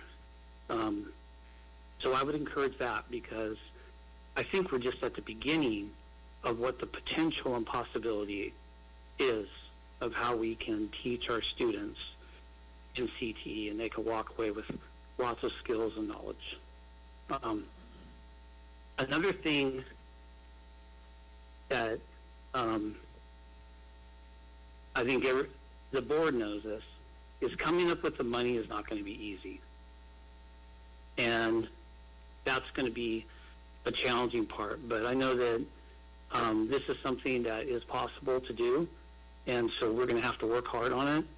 And in the last board meeting, I had mentioned this, that if we sell these ideas to the community to gather their support. The challenge that we're going to have is if we sell it in a way that explains that we can't do this, we can't do that, our facilities are poor, and it's in a negative light, then we'll receive a negative response. So focusing on what it can become and what we can do and how we're looking 10, 20 years into the future, and we can provide these learning opportunities, experiences, and environments for our children in Ramona is much more palatable for everyone. And people can jump on the bandwagon and be excited about that. As we heard all of you today, it's very exciting to hear this and to see the possibility. So, for me, everything you said, I'm excited to hear it, and I just want to make sure that we understand that this is just the first step, and we need to have more meetings and more design reviews, as I would call them. I know we don't have the architectural pathway anymore, but if we did, I'm sure that the teacher would concur with this, that as we start to review and design what it would look like, what would a classroom look like, what would an entire facility look like, how would it look if every pathway or multiple pathways were working together, that we were all collaborating, as you had mentioned, in a business or entrepreneurship model. And I even threw out to the superintendent several weeks ago, just to get him thinking about, we could even do an entire manufacturing facility where it went from engineering to culinary arts, and we could just can things. I mean, I could see, like, you know, we go ahead and we raise chickens, we go ahead and we take the meat, and then the meat is processed, and then that goes to culinary, the meat is put in the cans, and then the engineering is managing all the manufacturing of it. I'm just kind of throwing some things out. I just want you to really kind of think really, really far out, really beyond what we typically think of learning in the classroom. And I really believe, when I first was elected, I talked to the superintendent, and he said, Ramona's great. And I said, well, Ramona is good, but it's not great. We have a lot of area to improve. And I think this is one of those areas. And I think we can be. And I would say it like this, that as we start encouraging you to really think out of the box, to really think beyond what you've normally been able to think about, because you've been hindered by the facilities, you've been hindered by limited amounts of money. But to really encourage that, we could have state-of-the-art facilities that would literally rival other high schools, that would rival junior colleges and universities, and even facilities in the workforce. That is very possible, and I know that that is true. Anyways, those are my comments. Thank you, Roger. Dan, do you have anything at this time? Maya? Just want to thank all the teachers and staff for coming here tonight and for making all those beautiful presentations. I really enjoyed studying them at home and seeing them here again. And I want to thank all the teachers for being so dedicated and attentive to each and every student. I think that's precious. The task on hand seems overwhelming at the moment, but we have to work on it. There are so many components, and I agree with what Roger said, And CTE is something new to me. I still have to work on it and study some more, but I try to pay as much attention to it as I can. Thank you. Darren? Thank you. Nick, can you come back up? Sorry to put you on the spot. That's fine. I've got some questions about apprenticeships, and you talked about a heavy equipment operator can serve a 4-year apprentice. Is that apprenticeship? Is that what you're talking about? That's a 5-year. 5-year. Yes, sir. So let's talk about apprenticeships in general. Okay. Is there a way for our students to be able to decrease those times, those apprenticeship times, based on what we deliver to them in our classrooms? Absolutely. Right now, I'm actually working with the Carpenters Union. So, when my students come out, they're not a first or second period apprentice. Okay, they're a third or fourth period apprentice, and it goes up to eight steps in the Carpenters Union. So when they come out, they're getting a certificate into more of a second period apprentice rather than being a beginner, because they have their OSHA 10. They know how to use a skill saw. They have a good work ethic. They have all those things they need, and honestly, when they go to the job site, that is where their apprenticeship starts, because they're learning on the job, right? So, so yes, they are not coming, when they come out of my program, they're not going in as first period apprentices. They're going in more second, third period apprentices, and that is up to the company itself to put them in that spot. So, and what they do is they need to go out to the field, prove themselves, show what they know, show what they can do, and then they have that chance to move them up in an apprenticeship. So they're not, because as a first period apprentice, you're pushing a broom, you know, and you're learning safety. But you know, my kids are far advanced than in any of that, you know, and that's proven within the signing day that you guys have come and see, and what we do. And so one thing I do is I don't push union or non-union on my students. I give them options of both. I give them the pros and cons of both, and I let them make that decision on their own, because there are pros and cons of both. That's why the AGC and also the Carpenters Union, we go toward both facilities and let the student choose what they want to do. But my students, a lot like a lot of Ramona High students, all their career paths, they're lining up to hire them. They're lining up to hire them because they know they're trained already. They're trained and ready to go in the workforce. That is my job as an instructor, is to have them job ready when they graduate high school. And that's more than just knowing what trade they're going into. It's having a good work ethic. It's being dependable, communication skills, all the above. Having those soft skills, looking you somebody in the eye, shaking their hand. And if any of you do come toward my classroom, my students are trained to stand up, introduce themselves, and shake your hand and introduce themselves and looking in the hand. You know, that's important to me, to have them productive members of our society when they go out post high school. So the answer to your question is yes. They do have an advantage when they go to these career paths, and it's not just construction. I can go for, you know, auto and all the other ones at Ramona High School. They're coming out trained, and it's a huge advantage. I've had superintendents call me and say, "Hey, I got your guy Chance over here. He is just killing it. You know, he is now running. He's been there for 3 weeks, and now he's already running a floor by himself. This kid, he's 18 years old, you know." And so when they come out, they're trained. That's my job, you know. Fortunate for me, you know, I've been the boss, I've been the grunt. I've worked from the bottom, worked all my way up to the top of companies, own my own company, and I know what employers looking for. I know what it is to be the low man on the totem pole, and how to make your way and move, advance. But ultimately, you know, it's up to that. You know, we can lead them to the water, right? But we can't make them drink it, right? But we can give them every opportunity to be successful, and that's what these CTE programs are doing. Like you said earlier, you hit it perfect. Not everybody's going to college, and that's okay.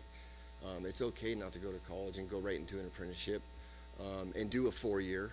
The Carpenters Union's a 4-year apprenticeship, and you're topping out at I think $63 an hour in 4 years. And not only that, you get vacation pay. So every hour you work, they put $6 an hour away in a fund, and you get a check on July 1st and December 1st. And not only that, you get the best benefits in the business. Working here at Ramona Unified, the benefits are really good, and thank you for that. But the carpenter union, they're better. They're better. Tell me a little bit about, are there apprenticeship programs at the community colleges still? Well, that's a great question. So Palomar College, actually, when I went through my apprenticeship with the Carpenters Union, I got Palomar credits because they go hand in hand. So Palomar College works with the Carpenters Union. And the AGC, I'll have to get back to you on that. If you do get, I'm sure you do so get some type of college credits. But yes, they do work hand in hand. Does Palomar still have a plumbing apprenticeship program? I don't know if they have a plumbing program. They do have a wood shop program, but they are, they're whittling boats and making cutting boards. They're not really residential, commercial type building. Not that you can't make a dollar doing that. And they'd have a great cabinet facility there, but not so much to what my industry or what I'm doing now. And are you familiar with funds from the state to support those apprenticeship programs? I am not. Okay. I am not. That's something I would ask staff to look into. The reason I'm asking is because in the firefighting trade, they offer apprenticeship programs. And I think it's about $2 or $3 an hour for training specifically in your craft that goes back to the agency to support that training. If there's an opportunity for us to capture some of that, partner with any of our community colleges programs to maybe decrease their apprenticeship there. Yeah. If they do a year here, they get a half a year's credit in the program because we're giving them advanced students. We're not giving them somebody who doesn't know which side of the hammer to hit with. Correct. They're trained, ready to go, and industries like Swinnerton is one of my big industry partners. They're smart because they cherry pick all my students, and they're the first ones in the door to come knocking to offer them jobs. Right now, Chance and Gabby, you guys all saw, they are excelling right now. Actually, Chance, we went on a job walk with Swinnerton to Little Italy, one of their high rises. I took about 15 students, and Chance was working on the 21st floor, and we got to go talk to him, and he got to go talk and talk to the students and be like, hey, I was you 6 months ago, and now I am well on my way to finish this career and having a career, right? So that was really neat. We do need firefighting in our schools. We do need nursing. We need all those facilities. It's very important that Cherry Creek High School when I saw this place, my jaw dropped. It's incredible, and it's so, unfortunately, California, we are so far behind. Back east, they have schools that they go to 3 hours of their industry, and then they go to their core classes for 3 hours. And then they'll have an afternoon course where students are going, and they're starting to do that more than Sacramento right now. It's, Northern California has a lot of those programs. And it's, when we go compete against these people on a national level, they have a huge advantage on us because they have all those facilities and everything they need at their fingertips to make their students successful. Not that, we haven't been successful here because, it's not the facilities, it's the teacher, and I say that because all these teachers are successful back here, and it's because their passion and what they bring every day. The facilities will push us over the edge and make us contenders in not only high school but across the country, because we are lacking in California, and it's sad. It's sad to see, but I think the community understands. I think I think everybody in the school board understands how important CTE is for our future, for our students. But to answer your question about the apprenticeships, so in the Carpenters Union, yes, my students do get a certificate saying I have passed this career pathway with Mr. Jordan, and they do not go in as a first period apprentice. They go in as a second or third, depending on how they do on the job, because you're always on the interview, right? So depending on how they do and how they perform, if they're showing up on time, if they have a good attitude, you can teach anybody anything, right? So that depends on the quality of students that we're producing out of our programs, is showing right away in the industry. And I'm proud of that. I'm very, very proud of that. And, And it shows, and you should be. We'll continue to do so. But there are some things that would make us better, and facilities is top of the list, very, very top of that list. So when Dr. Thurman approached us and talked about bringing this together, I was ecstatic. My wife has heard me talk about it the last 4 weeks, how excited I am. And, years ago, they had a grant. They're offering $50 million for brand new CTE buildings. And I brought that to my higher up, and it fell on deaf ears, unfortunately. But that money was there for the taking. And I don't know if those grants are still available. I don't write grants. I barely graduated high school, I'll be honest with you. But I was able to go in the construction industry and make a good living and put food on the table for my family. And that's what I'm bringing to these students is you don't have to go to college to make a good living. You can work with your hands, and I think generally tradespeople are generally more happy in their life, because at the end of the day, the sense of pride they have on a building they built, or a race car they did, or bringing out an excellent meal, or being a chef, the ag department is amazing, so I can go on and on and on. Right. Well, thank you very much. I don't have any more questions Okay. For Nick. Right. I do have one for Mr. Charlton. Well, let's bring him up. Can Thanks, we bring, thank you very much, Nick. Can we bring up his PowerPoint presentation and go to, I believe it was the second slide?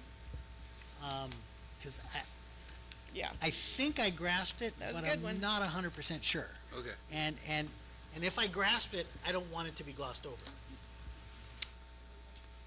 Yes. With the County Office of Education data. It says California CTE special population graduation rates. Mhm. It's way at the beginning.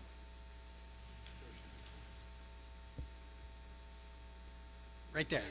Yeah. Dive into this for me, please. So, me and a colleague of mine went down to the county office to learn about special populations, just to kind of understand what we can do to serve those populations better at our school site. And this just jumped out at me. These are California average graduation rates down there in black letters at the bottom of each blue column for those populations. So take the first one, for instance. It says individuals with disabilities. So across the state of California, just individuals with disabilities are graduating about 69% on over 4 years. But when you add in that these people are in CTE programs, especially completers of those programs, you've got them at almost 94% graduation rate, which is the top number at the top of the column. So you're telling me that a child of a single parent is typically graduating across the state at a 50% rate, and if they are involved in a CTE program and complete it, that jumps to 89.29%. That is correct. Wow. And here's the thing, this isn't magic, right? This No, all it makes sorta sense is. when you think It about it. But here's the thing, I tell this to people all the time. I've never heard a teacher say, man, I got a whole room full of students and they do everything I ask and they're totally engaged in everything I'm doing and they're just not learning anything. No one ever says that. Because when students come in and they're motivated and they care about what they're doing and they find value in what they're doing, they're gonna show up, so your attendance problems go away. They're gonna try to engage in the learning, so your discipline problems go away. They're gonna really give it their best try every single day, so now you're getting work completed and the learning happens. And now they're passing classes, and now they're getting on the road to graduation much easier. And that's why these numbers are the way they are. CTE is, to me, and I'm a college grad. I was the 4-year university guy. And so I am looking at this and I'm going, this generation's not my generation. This generation, I would beg to ask every teacher at RHS, what do you hear most from the students? When are we ever gonna use this? That's like the common thing I hear from everybody. But you know what you don't hear in the CTE pathway? When am I ever gonna use this? Because they can see these classes and they can go, I know exactly how I'm gonna use this. I may own a home, I may have a job in this industry. I can see where this is all applicable. And I'll tell you, you know, the teachers don't see it, but we get to see it as administrators. There's students that are having problems in maybe their English class, and I go over to Mr. Martineau's class, 100% engaged, leading a team of kids on the project of that day. And yet they're not getting work done in another class. That's why you get the numbers that you get. It really drives home why school is important to the students who are typically disenfranchised with education. Thank you very much. And then, before I close, Sammy, I don't know if I told you thank you for coming up here, but you did a great job. And you were nervous, but man, you killed it. You did a great job. Thanks for doing that. Nice work. Yeah, I tried to catch his eye to give him the thumbs up, but he was engaged in the next He wasn't paying presentation. attention Nope. to anything else. Nope, he but was not. Strong work. Okay, thank you. That's it. Does anyone have anything on this before we move forward? We're all good? Okay, so shifting gears a little bit, it's still facilities, but item E1 is Ramona High School pool facility discussion. Thank you, President Perfect, members of the board. This evening we have two speakers that will share information for us. We have Mrs. Stacy Dussault, who's will share from her expertise and past experiences working within the Ramona community and with the school district. And then we'll also hear from Ramona High School Principal Antoinette Rodriguez as well to share with us some of the current circumstances that we're looking at with our current pool at the high school. Thank you. Okay, I'd like to thank Dr. Thurman and the board for inviting me. Sorry I don't have a presentation put together. When Dr. Thurman asked me to do this, I went away for the weekend and just flew back in this morning, so I have my notes on my phone, so forgive me for looking at my phone. I do have an extensive background in aquatics. I think I sent you all a little bit of my background. I've worked in aquatics for 30 some odd years. I have a BS in recreation management that I got from Colorado State while working as a recreation director. I did a 3-year internship with the Air Force, focusing on aquatics and outdoor recreation, so I have quite a bit of experience. When I moved to Ramona in 1999, I actually worked with the estates as the aquatics director, and soon after, I started working at the high school in 2001. In 2002, the district asked me to take over the Learn to Swim program. So I was thrilled to take over the pool and the program. My understanding was the pool's been built, it's about 40 years old, and it was built with community dollars, county dollars, as well as high school dollars, and it was meant to be a community pool as well as a high school pool. And we'll talk a little bit about some of the issues with that. As most of you guys know, we stopped running our Learn to Swim program in 2020 for several reasons, notwithstanding the cost of insurance, minimum wage going up, and a lot of other issues even with the facility. I am working with Dr. Thurman, and I know some of the board members. We're trying to see if there's a way we can bring something as a Band-Aid back into the community, at least this summer, but there's still a long-term need. I've been on the pool deck for that high school for 24 years. I've worked with the district and superintendents over that time period, constantly telling them things that we needed to do to upgrade the facility, not just make it bigger, but make it just feasible and not falling apart. It's, for many reasons, things have been overlooked, like plastering the pool, renovating small areas of the pool, and it's now to the point where this pool probably will not last much longer.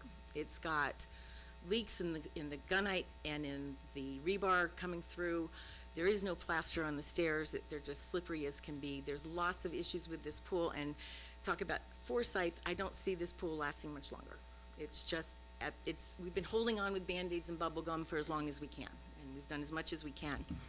And the pool is in such bad shape that if even renovating, I know I've worked with one of the superintendents a couple years ago that she looked at bringing in someone to renovate it. It would require tearing out the entire facility. And so if you're going to tear out the entire facility to renovate it, I think it's really important that you as a board look at building a fiscally responsible, efficient program moving forward that just doesn't meet the needs of the high school students, but also elementary school students, preschool students, and the community at large. And I'm going to go back to that word, fiscally responsible. I believe it's really important that Ramona and you as a board member look at that, because I know that that's what you're tasked with. So our current pool just can't meet the needs not just of the high school, but also not of the whole community. At the moment, we don't have any developmentally appropriate programs for preschool and elementary school swimmers. So as you know, swimming is one of the only sports that will save a life. I firmly believe, after being on pool deck year after year, listening to parents who've lost children to drownings, it's one of the most important skills we can teach our kids. And it needs to be taught. Yeah, it's nice to have it in an older level, but it's really important that we teach it at the preschool and elementary levels too. And right now, with our facility that was built in the 80s with the 80s needs in mind, there's no access for the average Ramona resident to get their kid into a learn to swim program without going down to Poway or another facility. And it's no fault of the district, it's just the way the facility was built. It was built for single use where you can only put water polo or swim in there. It's on a campus where you can't open it up to the community to let preschoolers and elementary and school-age children come in on other times. I think that's something that we need to address as a school district. Right now, the current layout only allows other community members, and when I say community members, I'm really focusing on students throughout the whole district, to come in 8 weeks out of the year. And anyone that's ever taught anything, you didn't teach your children to walk within an 8-week window, it's overtime. And swim lessons are just like that. It's something that's best taught over a long period of time. My kids, when they learned to swim, I took them once a week, and from the time they were 3 months old until they could swim on their own after a couple years. But it was once a week continually, year after year. I've attended several Build a Pool conferences that are held from a national level over the last couple years, and I've learned a lot by going to those. The number one thing that I've learned is when you're gonna look at a facility, start with the programming in mind. What programs do you as a community need to put in that program? Then look at what you can afford as a community. I mean, it's nice to have an ideal. If you go down to Grossmont Unified and you see Granite Hills, you think, oh my gosh, that's a beautiful facility, but that's not something that Ramona can financially sustain.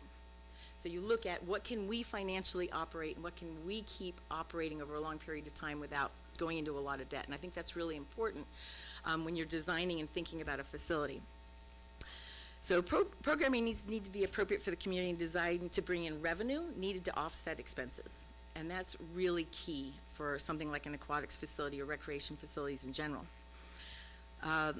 Almost every aquatic, so I want to kind of outline and give you a vision. I don't have a picture, but I hope that most of you have all been to the facility and you've seen what we have as a 6-lane competitive pool.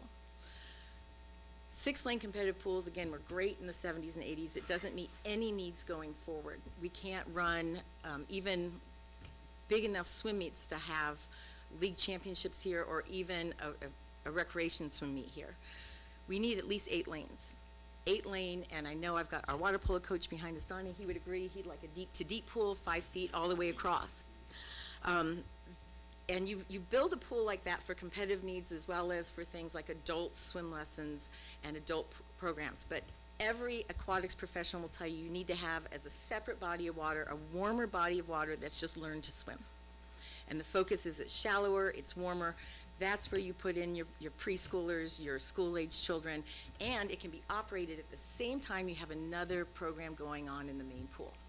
And that's really key for any new program going forward. You need to be able to have school-age children being able to use the facility at 4 o'clock at the same time the water polo or the swim teams are in there, so that everyone in our community has access to the pool, not just one small niche at the same time.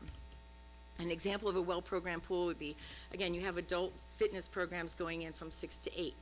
And then the Learn to Swim program, you can, Learn to Swim pool, you can also have water aerobics going on at the same time. During the school year, you can have, during the school day, excuse me, you can have PE classes going in there.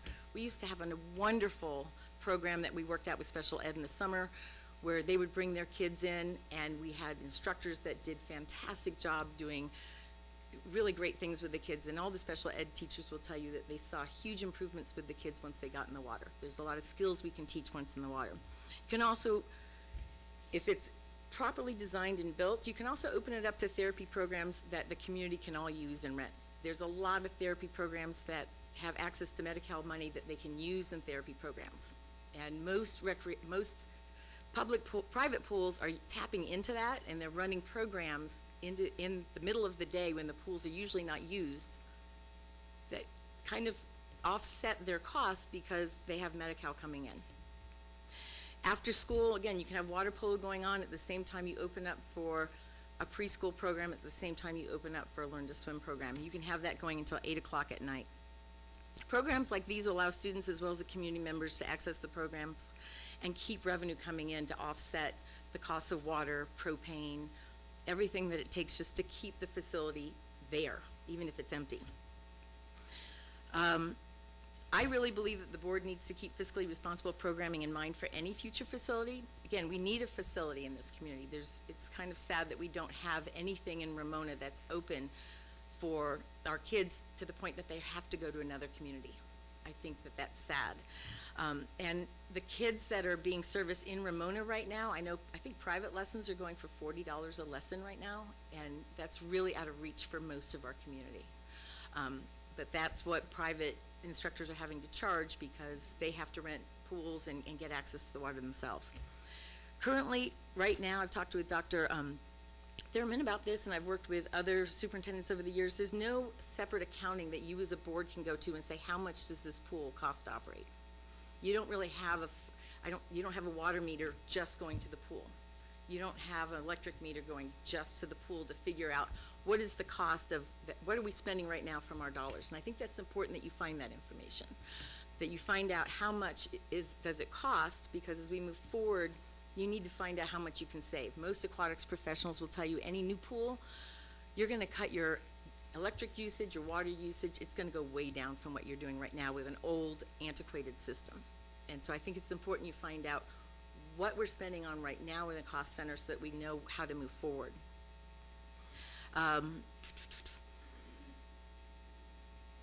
Talked about that.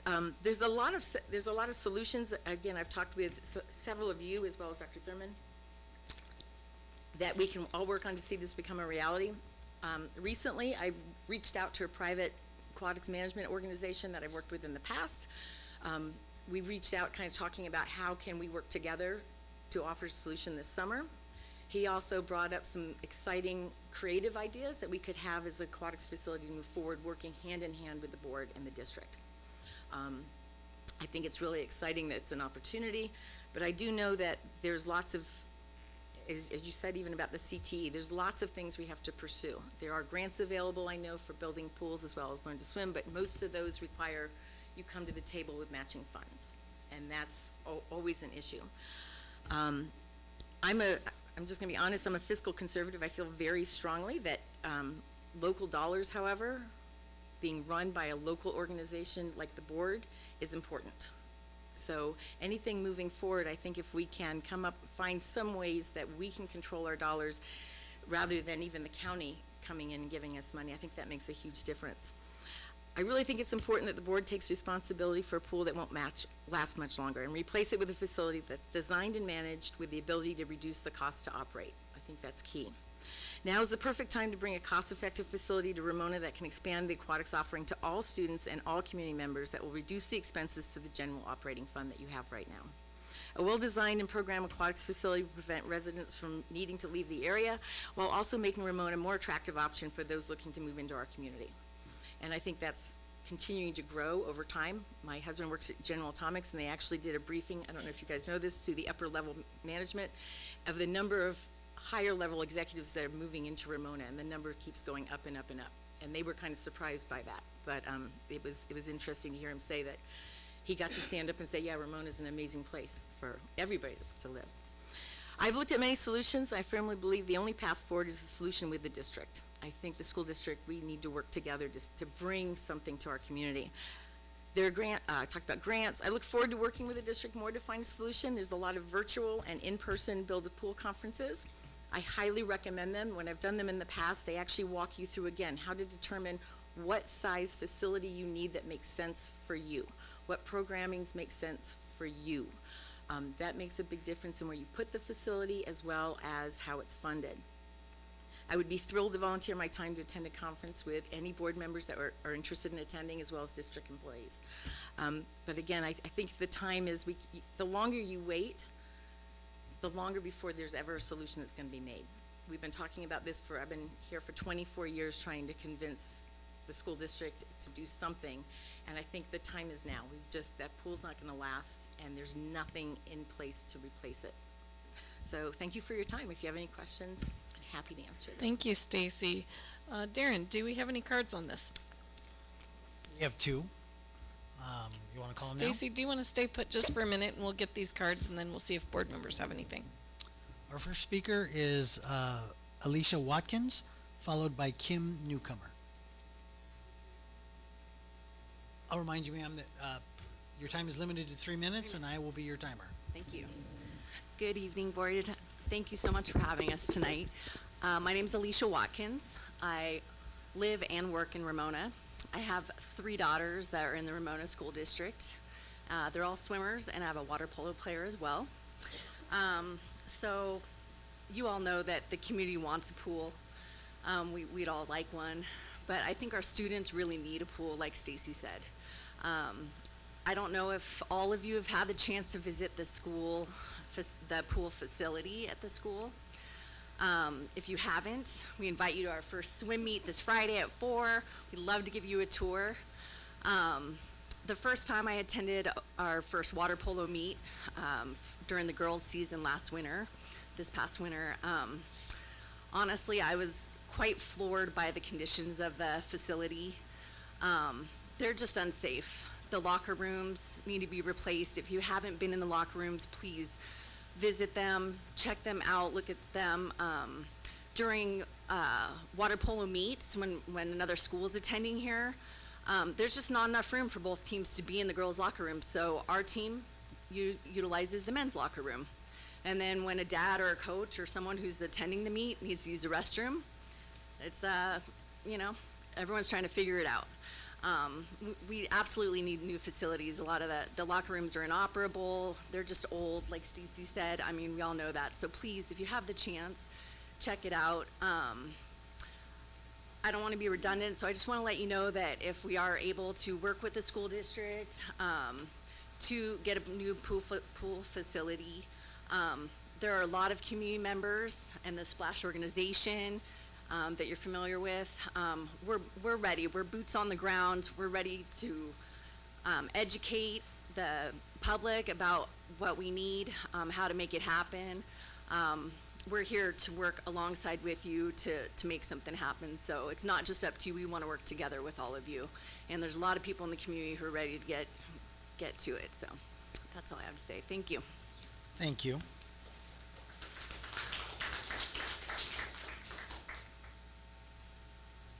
Next speaker is Kim Newcomer. Hello. Thank you for bringing this up.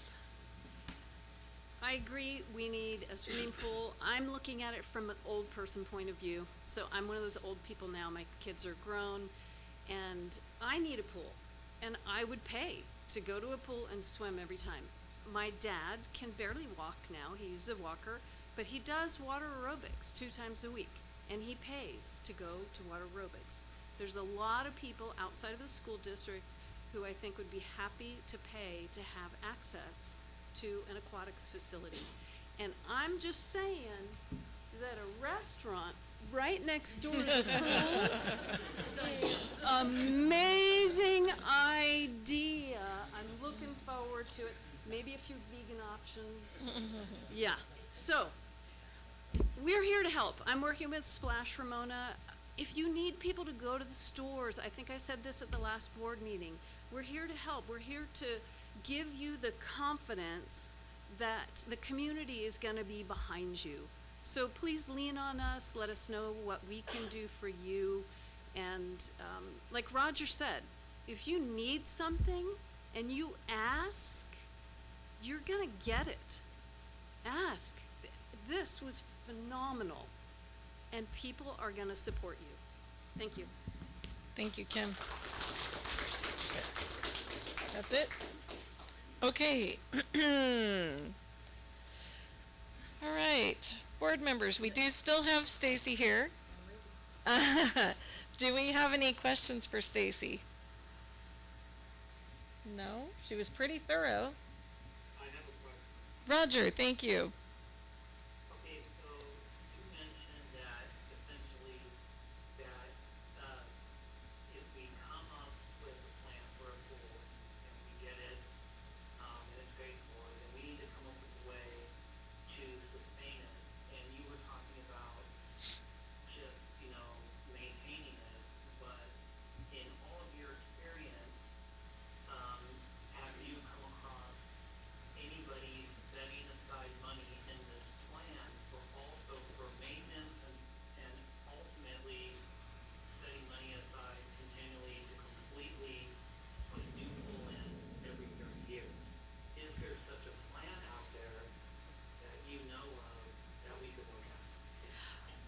Yes, there are plans out there, and I can tell you in the aquatics industry right now, there's been a huge shift away from traditional HOA, YMCA, community pool ideals that you might have in your head.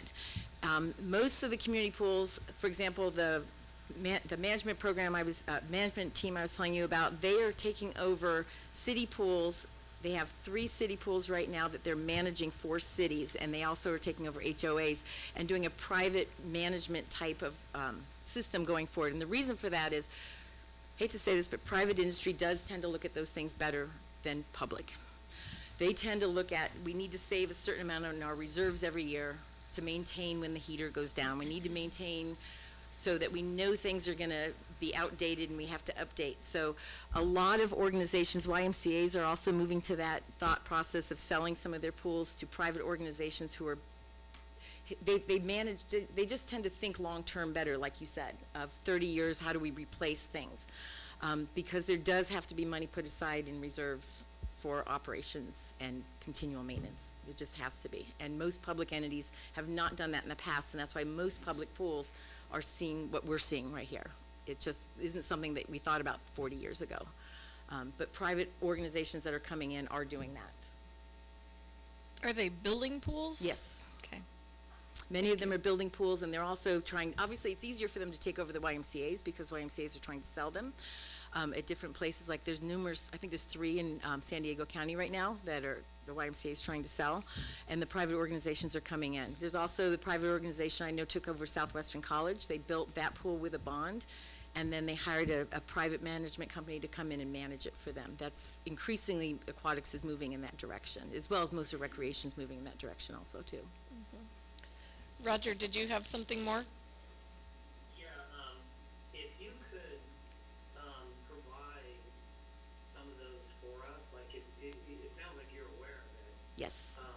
If you have a contact, we would love to see that on paper. I think that'll help us, because I know that as I look at this as a potential project, I do want it to be completely sustainable. I mean, Yes. honestly, if everything that our federal and state government, tasked us to do for education, if they made it so that they gave us all the funding to sustain it, that would be wonderful. But we have to be kind of creative, so that's why Yes. I think this would be really helpful to have.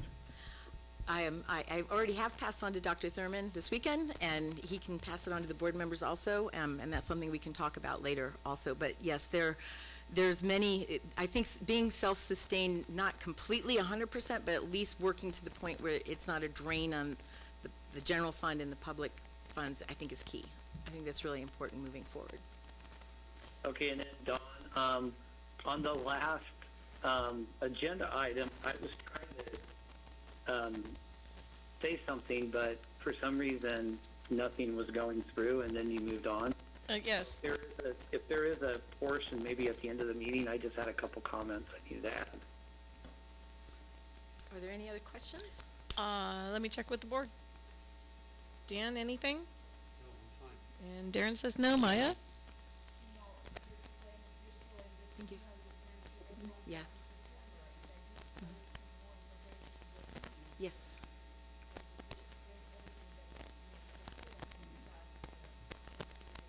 Yeah, thank you. All right. Thank you, Stacy.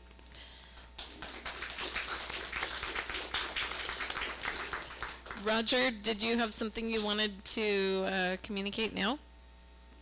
Yeah, there were just 2 things.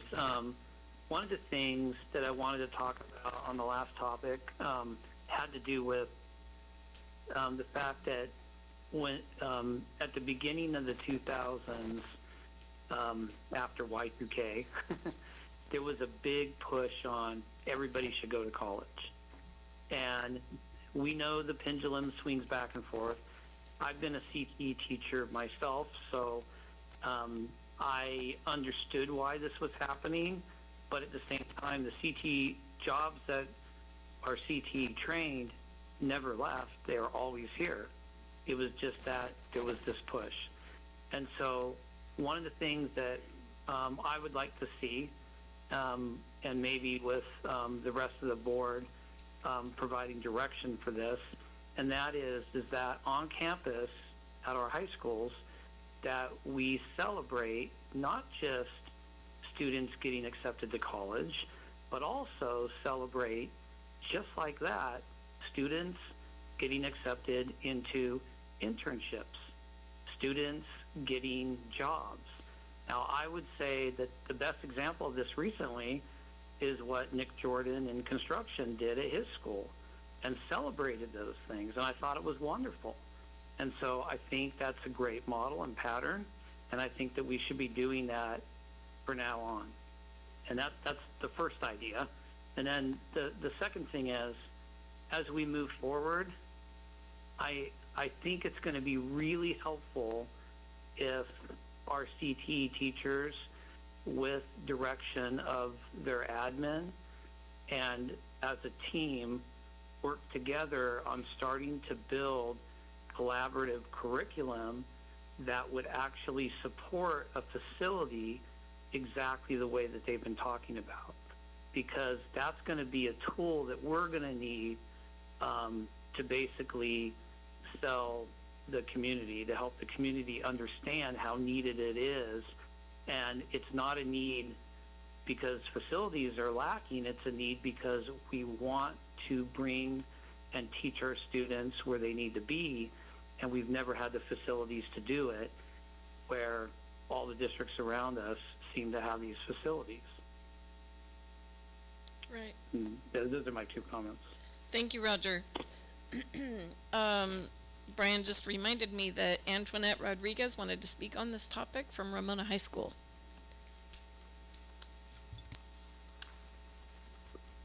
Thank you. Stacy did a wonderful job about talking about our facility, and if you have been to visit that facility, it is falling apart. It's put together with Band-Aids, and it's something that it's probably the biggest project at Ramona High School that needs attention. So I'm going to talk about PE and how the aquatics fits into that piece, because that is part of the PE curriculum for freshmen. And so Leslie and I revisited our 9th grade course, and how does aquatics fit into that 9th grade course. And it is part of the standards. It is something that PE does need to cover. But at this point, when you have students, a class size of 45 to 50 students, you need help in that facility, because you need to have a lifeguard on duty. You need to have another person on deck with you in order to teach that and to teach it right. And so I came in, I think, 1994, started teaching at Ramona High School, taught swimming. My class size was probably 40 to 45 kids, but I'm comfortable in aquatics. My first job was a lifeguard. So I know that world. But some teachers do not, and they're not comfortable with that. So in order for them to teach aquatics, they're gonna have to do it dry land in order for it to be safe for them and their students. Boring. That is just boring. So when we look at a facility, Stacy said it right, a community facility is probably your best way to go, so that you can use it for your school site, you can use it for PE, you would have people already working during the day. Part of those facilities would encompass your locker rooms, which would not suffice for a class size right now. You couldn't put 50 kids in those locker rooms. You have to have them walk back and forth to the gym. Not safe. Who wants to do that? Takes away from class time. So there's a lot of reasons why a community facility would be best in order for those courses to happen in general PE. So I'll keep it short. Thank you very much. Questions? Any questions? I think we're good. Thank you. All right. So that concludes item E1.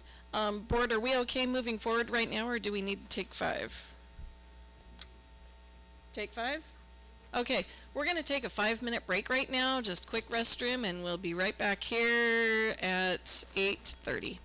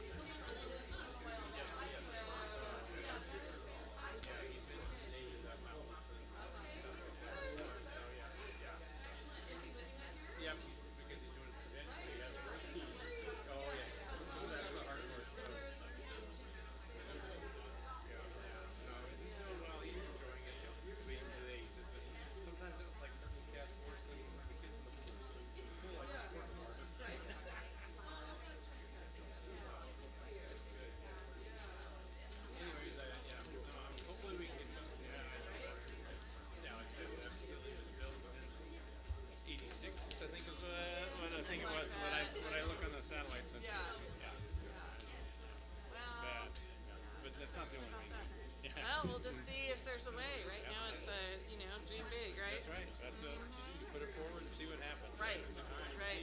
Thank you very much. Yeah, you staying or you out?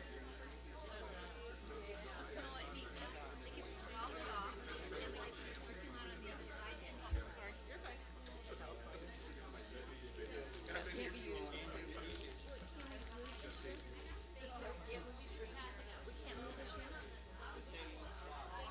Yep.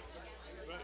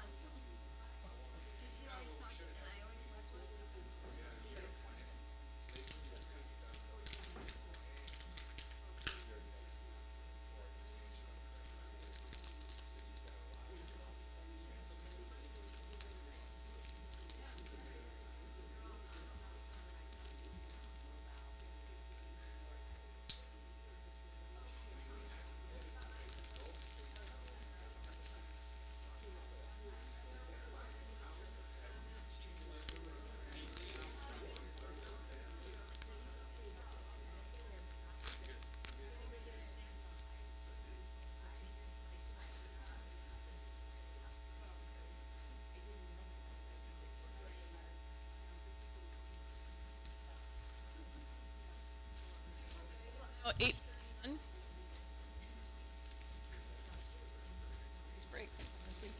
keep them, you know.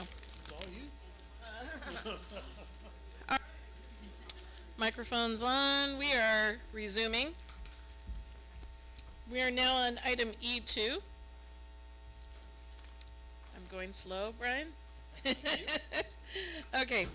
Item 2 is listed as facilities analysis review and update. Thank you, President Perfect, members of the board.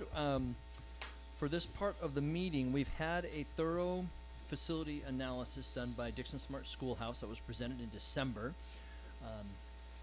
Jeff Bordelon presented that to us and is actually on the phone with us now to see if there were any questions, concerns, anything about that presentation or things that have come to mind since then regarding that. And Matt Hudson, our M&O manager, is also available, and he will speak to some real-time critical concerns that he sees right now. But we wanted to see if there were any questions that Jeff could field for us. He has been on hold for us just to be able to help answer questions. So if any of those, if you have any of those questions regarding that report or his recommendations at the time when he presented, feel free to ask those now. Could you, or is it Jeff on the phone? Jeff, could you, Jeff, or Matt just highlight or recap the key points that we discovered in the needs assessment? Yes, Jeff, can you hear us? I can definitely hear you, yes. The question was, could you highlight maybe an area or a couple of the concerning situations or results from the analysis for us? Summarize the key, I mean, yeah. Can you guys hear me okay? Yes. Yes. Okay, sorry, I'm driving down the freeway, so it's a little bit weird, but obviously each school's got its own set of priorities in terms of needs. From a baseline standpoint, access would probably be the most glaring one to me. I think I kind of stressed on that one maybe a little bit too much in person, in that you have a lot of issues that no matter what you guys do, the state DSA is going to look at you to do or modernize, bring up the standards, minimum requirements as far as access is concerned. And so that one is probably the biggest glaring one to me, which sort of predicated the talk or conversation about doing something different in those areas that needed the most, i.e. the welding shop and the stuff at Ramona High School that was over a bridge and over the hill and long away. Perhaps you could kind of kill two birds with one stone as you're looking at something for that. For the CTE type stuff, is consolidate stuff so that it's more accessible and you wouldn't have to spend a bunch of money to get access to one particular curriculum. It could be moved in such a way or moved in such a manner, location, that you could, use a newer building, reallocate buildings that you have on site to get them more accessible to the general public. The other one that was kind of gleaming out there was stuff that Matt has already started on, and that's just the bare bone basics, the stuff, in my opinion, that you're going to have a hard time, convincing people that you need help with, and that's roofs and flooring and stuff like that, which is also something that I think is necessary in terms of looking at for reimbursables. You can get reimbursed for things that you do in advance, and I think it shows good faith to your voters or to whomever else that is looking at something like this, that you're doing everything that you can and you need a little bit more help. So you can almost pay the rent, but you need a little couple bucks. It's kind of my thought process on that. But there's a curb appeal section. There's an ADA section. The minimum requirements and stuff, like I said, Matt's doing a great job with air conditioning and roofing, as we know, and probably in the last few days, it's probably been a lot better since Matt's been there than before Matt. So those are the big three takeaways that I have. Without going site by site, certainly we could do that again, but those are the three that I take away with. Thank you. Board, any questions about this at this time? Matt, did you have anything you wanted to add? I can give you guys three kind of high-level items that are probably of importance. Great. First one, obviously, there's a lot of discussion around the pool. We did have an assessment done on the pool and have some preliminary numbers involved with just basically rehabbing what is existing there to include just the pool, the decking around it, and the equipment. So you're not going any deeper, you're not going any wider or any longer. It's basically to redo exactly what is there. So we do have some preliminary numbers around that.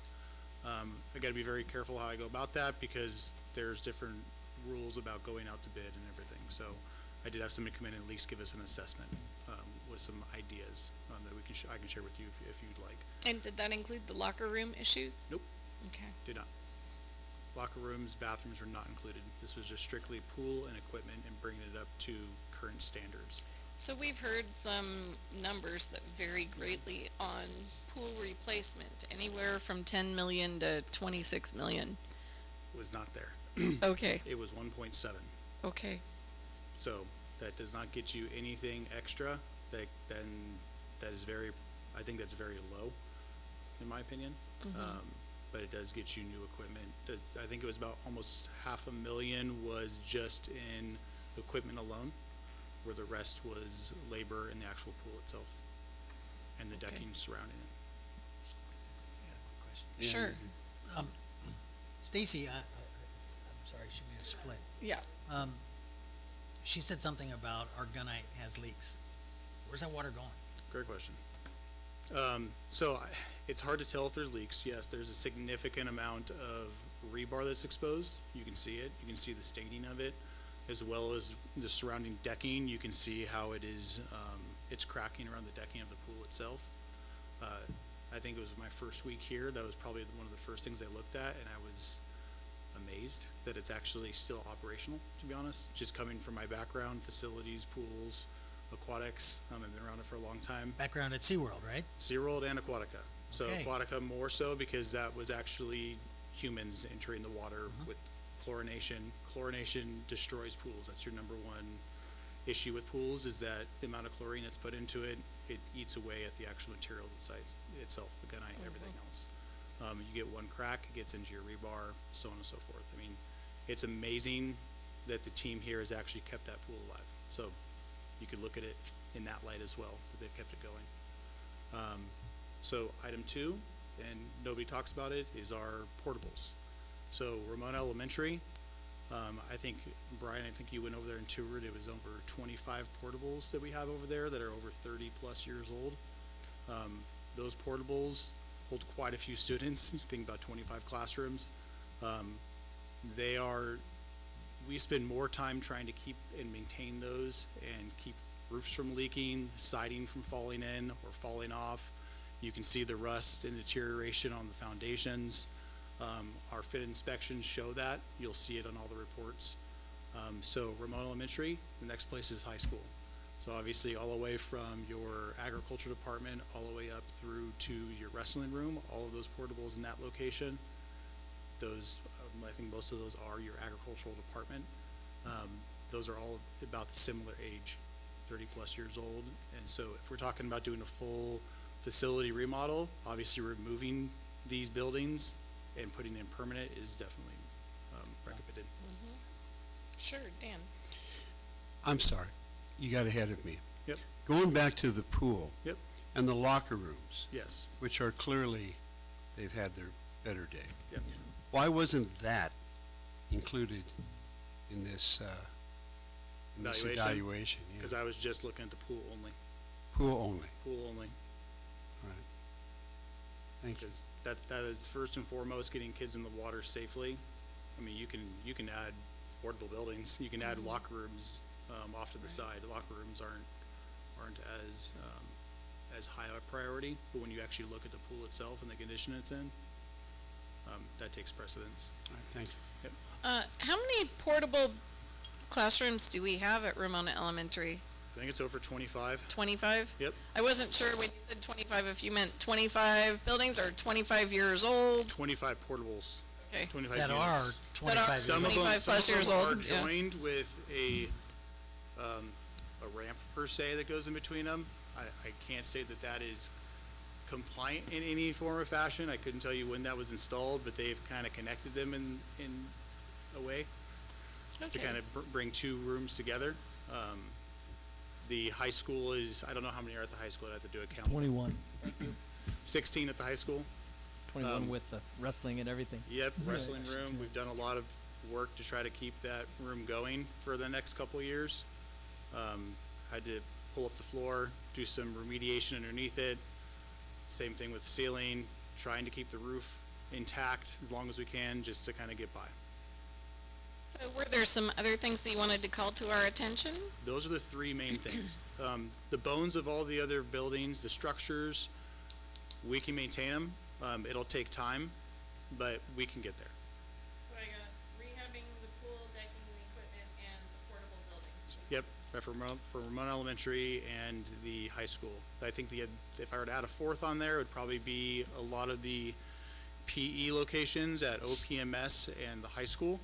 You have the tennis courts, basketball, outdoor areas that are in extremely poor condition. You got cracks in the concrete, or they're probably good 2 inches wide. The track around the backside of OPMS that we're currently using as a bus route to try to alleviate traffic. It was installed with about 3 inches of asphalt, just to kind of make it a track instead of a dirt track, to make it a little more usable for the kids. But now it's kind of, it was already deteriorating before we got there with the buses, and now it's just kind of adding to the problem. So. Okay, thank you. No problem. Yes. I'd like to go back to the portables. Yep. What is a typical lifespan expectation for something like that? 10 years. So Yeah. this really proves the old adage that there's nothing more permanent than a temporary fix. Absolutely. Before we go too much further, Darren, do we have any orange cards on this? This is E2, right? Correct? No, we do not. Okay, very good. So board members, anything else while we have Jeff on the phone and Matt right here? Say how much I appreciate their hard work this was an enormous project to go through all of our sites and find out what's wrong with them and put a priority on it and give us a guideline. And I greatly appreciate their effort and their expertise and their knowledge. Yes, absolutely. Maya, did you have anything? Roger, are you on the phone still? Yes, I am. It's just delayed. From what I understood you said is that the life of a trailer is only 10 years. Did I get that right? Yeah, the expectation is that they're supposed to be temporary. They're not supposed to be permanently affixed to a location for any given period of time. That's why they usually stick with about 10 years. Jeff, if I'm wrong, please correct me. Okay, because I've always understood that they are designed to last longer. How much do you pay for a trailer? We just had that one at the back of the DO. I'd have to go back, but I can get back to you on that one and see how much that one cost. Yeah, I thought they were like $60,000 to $80,000. That seems like a lot of money for only a guarantee of 10 years. Sure does. I think a lot that has to do with it is the environment they're in here in Ramona. Yeah, regardless. Yeah, no, I'm just pointing it out because it just, kind of validates the need for permanent facilities. Oh, for sure. Absolutely, and regardless of what the estimated lifespan is, I'm pretty sure it's not the 30 years plus that those have been there. That was going to be my sentiment. Yes, I certainly. The state gives you reimbursables at year 20. In other words, they do a portable classroom at needed replacement at the 20-year mark, and so they'll reimburse you at that point. But generally speaking, Matt is correct. What you're buying typically is about a 10-year building before you have to start to throw a lot of money at it. Mm-hmm. Okay. Anything else, board? No? Okay, I guess that's it on this one. Thank you very much. All right. Item E3, and that's the school facility program funding presentation. And Jeff, thank you for joining us for that last item. He might be gone. My pleasure. Thank you.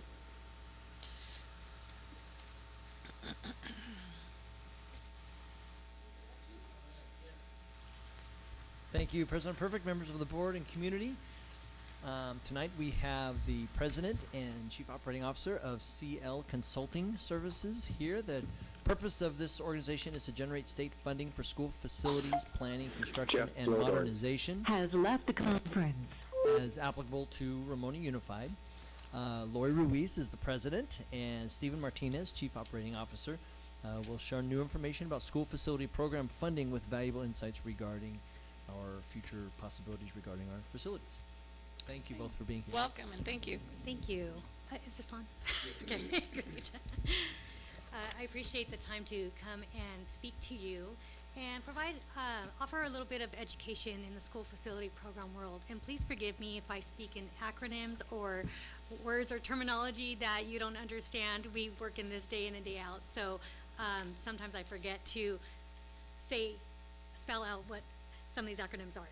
But my name's Lori Ruiz. I'm President and CEO of CL Consulting, and this is Steve Martinez. He's our Chief Operating Officer, and we operate a state funding and school planning consulting company here in Southern California. So we service more than 30 school districts within the state currently, and our main goal is to maximize the state funding entitlement program for our clients. And by doing that, we are essentially experts in the area of being able to maximize and strategize to be able to get school districts their matching dollars from the state. Oftentimes, you know, the state funding or facilities funding in the state of California kind of operates on a three-legged stool. It's local funds, state funding, and developer fees. And so those are typically the three types of funding sources that you're going to look into when you're looking at funding school facilities. And we specialize specifically in that state funding world. It's a very complex program. I wish it wasn't complex, but unfortunately it's gotten that way over the years. And just briefly, a little bit about my background. I joined CLC in 2017. Prior to that, I worked 17 years with the Irvine Unified School District as their Director of Facilities. While there, I've built many new schools as Irvine is a master plan community, worked with school developers. We were successful in passing our first school bond, which was a very difficult task in a community that didn't want to pay extra taxes. And we've also had several failed parcel taxes during that time. So it was a very difficult process to engage in. So that's kind of my school planning world. That's the unique experience that I bring to kind of state funding, is that I understand the needs of school districts and the many hats that school districts have to wear in order to just keep things flowing on a day-to-day basis. And Steve offers a financial background, and so what we'd like to do is we have an agenda for you. Are we able to advance it? Okay, if you could advance to the next slide. This seems like a pretty heavy agenda, but really the intent is that we're going to leave you with some information and just give you a broad overview of the state school facilities funding program. So we're going to hit some of these items. I'm going to go ahead and hand it over to Steve, who's going to go over the items here. And then what I'll do is I'll wrap up with answering any questions that you guys might have as well. Thank you guys so much. We're going to start off with some district highlights. and so in regards to the district highlights, we did our best to grab whatever we could that was public knowledge and that was out there and we can get our hands on. So last year the district received funding was in 2005, and that was for close to $3.1 million. And the current modernization eligibility.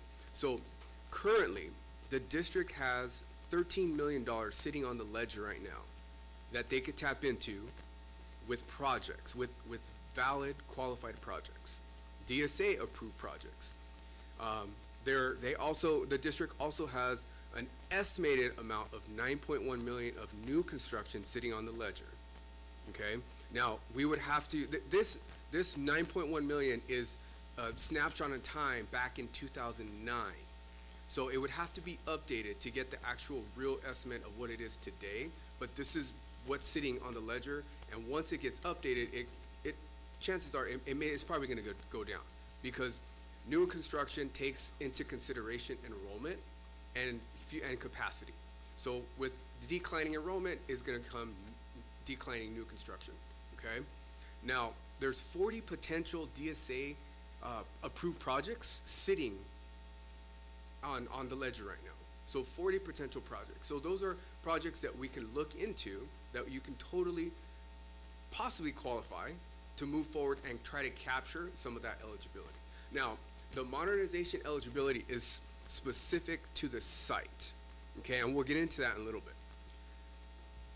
Now, before we get into what the district has on the ledger, I kind of want to give you guys a snapshot of what San Diego County has received in the past 4 years from the school facility program, and I'm going to refer to it from this point forward as the SFP program. Now, since 2020 to 2023, there's been close to $352 million allocated to the state, or not the state, to San Diego County. And in 2023 alone, 84 million got pushed out to various districts in San Diego County. The top district right now is San Dieguito Union High, and then right after that is San Diego Unified. So I'm going to get into modernization eligibility. Now, as I mentioned, modernization eligibility is site specific. And this is, again, what we were able to capture based off of what's out there as public knowledge. So Barnett Elementary, there's 484 pupil grants. Now, pupil grants is basically a unit of measure, and then they take that unit of measure and multiply it by a grant value. So the grant value is going to change every year, and that grant value equals $2.9 million. Okay? That is in today's dollars. Every year, the Office of Public School Construction modifies the construction cost index, which is going to have an impact on the pupil grant amount. Now, Hanson Elementary has no eligibility right now, but that is a perfect site to take a look at to say, okay, with today's enrollment, how can this eligibility get increased, or is it going to change or not? Okay. James Duke Elementary, 512 pupil grants. That's equal to $3 million. Then you have Montecito with no eligibility. You have Mountain Valley Academy, no eligibility. Mount Woodson Elementary, you have 431 and roughly 2.5 million. Olive Pierce Middle, 797, and that's 5 million. Now, Ramona Elementary, Ramona High don't have any eligibility listed, but that doesn't mean that there's no hope. Let's put it that way. That doesn't mean there's no hope. Again, this is based off of the information that is at our hands that we can get without asking or requesting for a public document request. Okay? Go ahead. I just want to add that the school facility program is a matching program. So what Steve just mentioned is the 60% state share, and the 40% is the district local share contribution. And so the state would be looking at this eligibility for a project is the total there that we have. Now, as Steve mentioned, that just because you see that zero eligibility, this data is as of 2005. So obviously we have 20 years of opportunity for additional buildings to become of age that will generate eligibility at some of the sites that currently say zero. So that would require us to go through an in-depth analysis to update this eligibility to current. So just because you see those zeros doesn't mean that there's not an opportunity where we might see some of these sites have some additional eligibility. What makes a school eligible? So a school is eligible when they have permanent facilities that are 25 years old, or relocatables or portables that are 20 years old. And so when the school facility program was established in 1998, most school districts created a baseline with a lot of their schools and established their eligibility at that baseline year. So in many cases that was 1998 or 2000, 2001.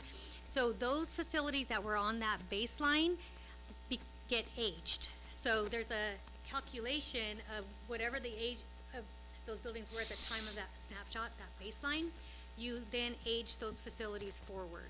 So there are opportunities in addition to the building ages and then changes in enrollment at each of these individual school sites. Okay, thank you. Steve, you said something about you would have to make a public records request. From whom would you make that request?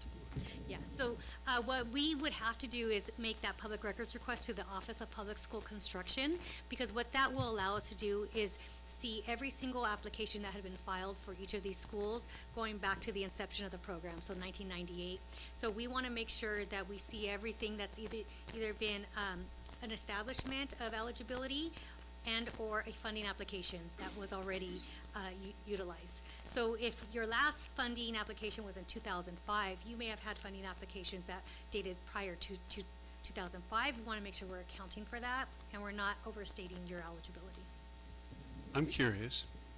Ramona Elementary was built in the 1700s, and I would have thought that its eligibility status would have been at the top of the list, and yet it has 0.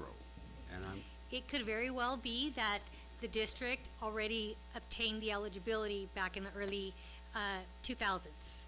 So that's they may have already tapped into some of that eligibility. So they've had their bite of the apple. Correct. Thank you. Yes. And we wouldn't know that for sure until we receive all the records. Next slide. So as Lori said, unfortunately this application process is somewhat complex, and there's 9 major milestones for this process. And the first process starts with the eligibility. Right now, the eligibility is key in getting any application through just to the finish line, really. And then you end up having to get an audit at the end of the line. And so I think, you know, it's really important that that the eligibility we take the eligibility into consideration as far as it being the kickoff to possibly like just turning over the rock and finding maybe some new hope. Now, I did mention that these projects have to be DSA approved. So that's going to be key in processing any application, is getting a project DSA approved. And then once it gets DSA approved, we can move forward and process as an application. We also go through the California Department of Education. The California Department of Education reviews the application from the perspective of, okay, this construction project was done, is it safe for kids? And then once we get that approval, we can move forward to the Office of Public School Construction, otherwise known as OPSC. And then once we get to the Office of Public School Construction, we can obtain the funding and move to the audit or the expenditure and audit process. And as I mentioned to Dr. Thurman, this process can take anywhere from 3 to 5 years. It's not a quick process. Unfortunately it's a lengthy process, and based on the current review process of OPSC, right now there are about 1.5 to 2 years backlog of applications that are waiting in line. So tell me what eligible projects, what is an eligible project? So a perfect project, one of the projects that we love to process are HVACs. They don't impact classrooms, and they can be, it's a decent amount, or it's a decent project, a dollar amount, which will enable us to hit the minimum threshold for the application. And Yeah. So what the state considers a modernization project that allows you to tap into those modernization eligibility dollars is any improvement to a school site that doesn't expand its square footage. So, anything that you're doing to an existing school site basically falls under a modernization.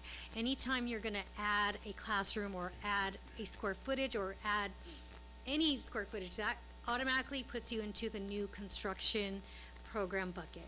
And that's not a bad thing, but we just need to make sure that that's a classroom and that the district has eligibility under those requirements. I think your next slide. Yeah, I was gonna say, we yeah. jumped Oh, sorry. to the next slide. Yeah. So any improvements, like Lori mentioned, any improvements to the building or ground has 0 classroom, increased capacity. And then, we can also do old projects. And that's why I mentioned, you have 40 projects on the DSA tracker right now. The DSA website that could potentially be qualified. We haven't, again, it's just scratching the surface of what's available right now. So, Dr. Thurman, didn't we just replace 30 or 40 HVAC units at Barnett? So this strategy to apply for modernization funds is a great opportunity when you don't currently have a project that's in design or planning and you need financial resources to reimburse yourself. So you wouldn't have to hire an architect to design and get through the Division of State Architect for approvals. This is us looking at what projects you've already recently completed and look for opportunities to ensure that project is qualified, and we could use those completed projects as funding applications to get you in line quicker as opposed to waiting until you hire an architect, get through all your agency approvals, and then get in line, which could be about a year, from start to finish. This strategy allows us to get you in line for funding sooner. The quicker you could get in line, the quicker you could get reimbursed those funds to use on other facilities needs. So we could go as far back as 1998. We don't like to do that because part of that audit process that Steve mentioned requires us to provide expenditures and copies of contracts and copies of purchase orders and warrants and things like that. And we know that 1998, some of those records could have been destroyed already. But if you have projects that you've completed in the last 5 years, those tend to be really great candidate projects to get into the state for processing and get yourself on a wait list to get funded. Do fencing and roof repairs or roof rehabs qualify? They do, if the project has gone through DSA. Not all those types of projects go through the Division of State Architect. Another option is for DSA exempt projects, which would sometimes be re-roofs or replacement of current HVAC systems. You would need a DSA 7 form, which basically is a concurrence that it's exempt. And it's not a lengthy process. It's a one-sheet application. Usually you can have your engineer of record or architect or the district submit that to the Division of State Architect. It's a $700 filing fee. And with that's what we call our golden ticket for you to be able to use some of your deferred maintenance projects that you're already going to do anyways, and try to get those projects reimbursed at the state level. So there's definitely opportunities for that. We like to learn what those projects might be so that we can always strategize to see what project is a good fit to submit for reimbursement. Thank you. So the next one, so this is just this slide is describing the process in 4 steps of how to update the modernization, and this is how we go about basically updating the eligibility for the district. And so first we basically look at the site, we look at the floor plan, look at the classrooms, look at who the classrooms are serving as far as grade level and whether it's a SDC or special education. We also obtain prior documents that are filed to OPSC to make sure that we have a complete puzzle.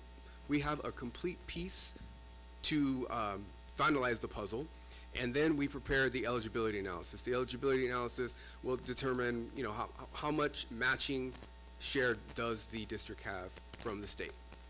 Now, again, that is not the process of filing the application. It's just identifying the eligibility. And then we file the 5003 form, which is the application for the eligibility. The next slide, as Lori mentioned, we can do historical application or projects. We try to stay away from those as much as possible because we're always thinking with the end in mind. And at the end of the day, we got to make sure we pass the audit. We are with the district from start to finish. We want to make sure that the district gets that certification letter saying the audit has been passed and project has been closed. So we start by evaluating any funding opportunities. We document all and any SFP compliance that has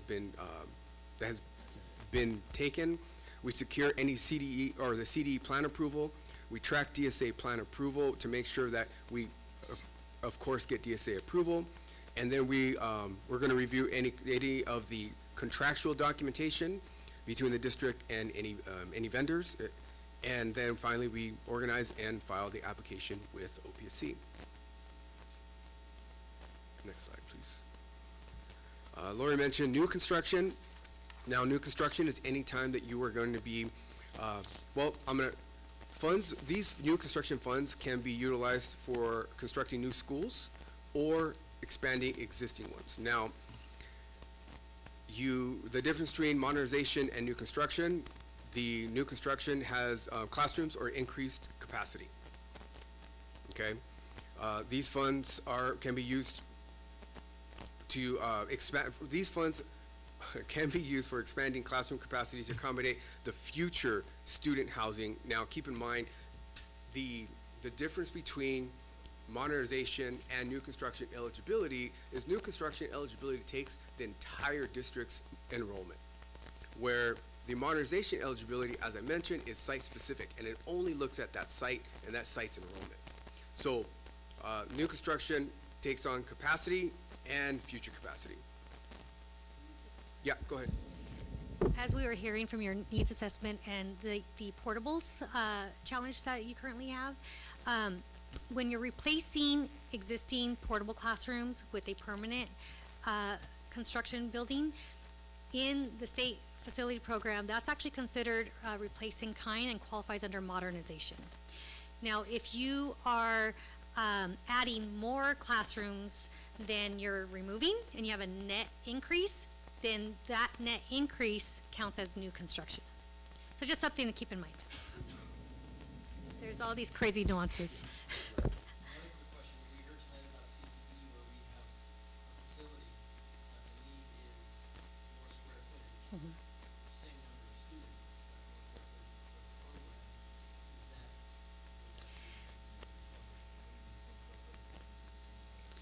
So the CTE program is unique because there was a specific funding program for CTE programs and classrooms. That program was very successful. I think there were 3 or 4 funding cycles, and it was a competitive grant writing exercise that was scored by the California Department of Education based on the merits of the program. And so it's a little bit different than the school facility program, modernization and new construction that we've been talking about. What we're hearing is that the program is so popular that the next new bond that's being floated for the statewide bond in November is going to include another couple rounds of that CTE funding, which from what I'm hearing tonight, I've filed several CTE applications on behalf of our clients. You guys have a really strong program. I mean, I think the fact that, you know, just hearing what I heard today, I would highly encourage you to apply when that comes around. Under that program, you do have the opportunity to do renovations or new construction, or a combination of both. But we would need to have dollars to match? Yes, you would need matching dollars, and it does include equipment as well as furniture and facilities improvements. So what is that split? Sorry, what does that match? So the match is 50-50 for new construction and 60-40 for or they call it renovation under that program. For CTE? For CTE specifically. So that would be 60-40 for renovation? Yes. And 50-50 for new construction? Yes. Okay, thank you.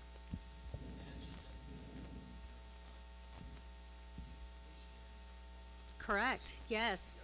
Absolutely. So you can use joint use partners under that particular program. And there is a cap of 3 million per pathway for new construction. But it's Isn't there more dollars if you're a Title I school? Not, there are separate CTE dollars for curriculum that's not specifically tied to facilities, that is also administered by the California Department of Education, which I don't have the specific details about that, but the facilities component of that program has a $3 million max funding envelope per pathway. So if you're looking at 10 pathways, you're looking at quite a bit of funds there.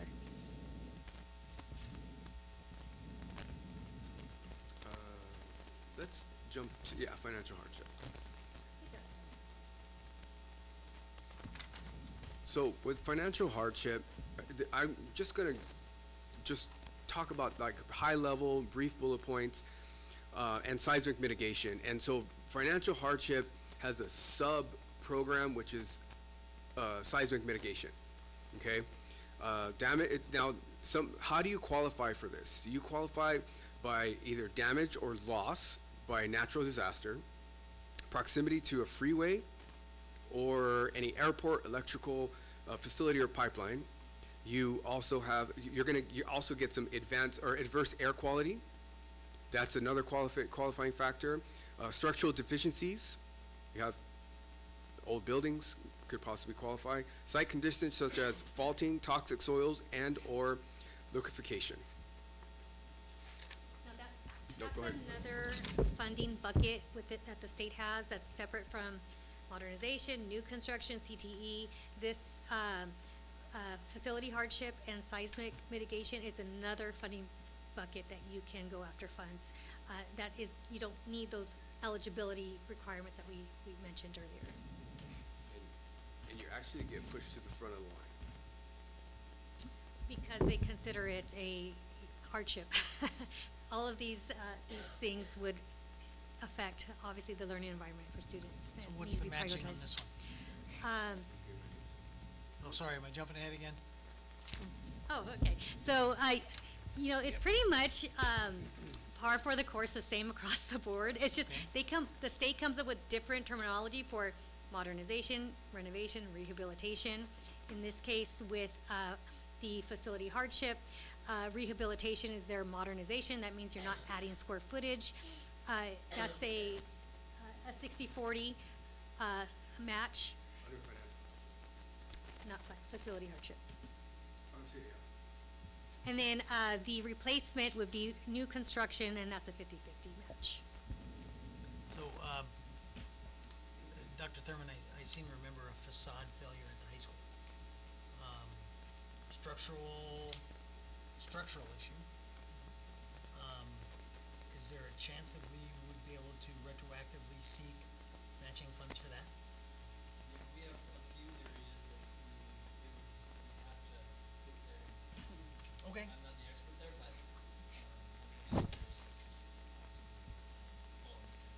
Okay. further analysis. Okay.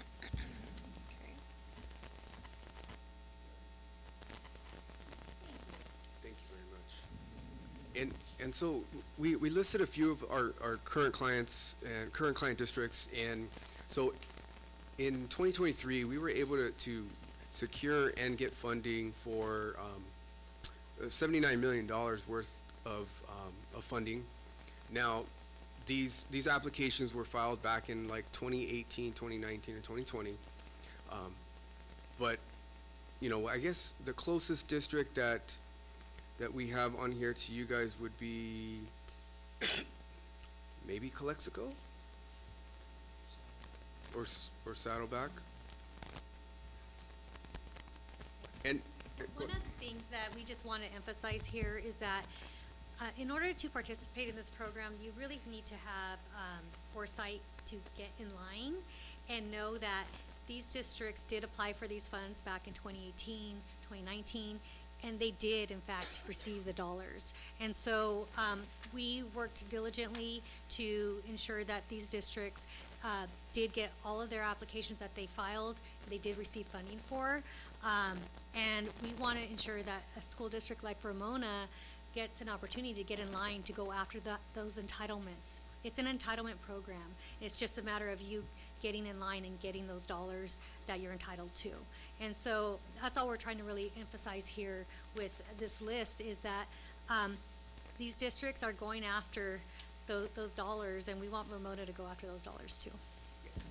And they're small to medium-sized districts. And finally, I'm going to hand it over to Lori. Okay, so just to kind of wrap up, really, what is the current status of future state funds? So as we mentioned, there is a backlog of funding availability for school facilities projects. Currently, there's 1.6 billion on the state workload list as of the January 2024 State Allocation Board meeting agenda. Currently, there are 2.7 billion on the received beyond funding authority list. So what this means is that currently there is not funding that's been allocated for the $2.7 billion. Those projects that are on that $2.7 billion list would require the need for a statewide bond initiative.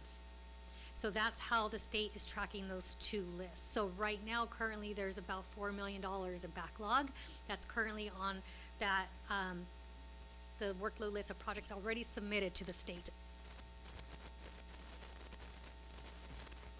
As I mentioned, there's a possible 2024, November 2024, $14 billion bond program that we hope is going to make it on the ballot. It's in negotiation right now.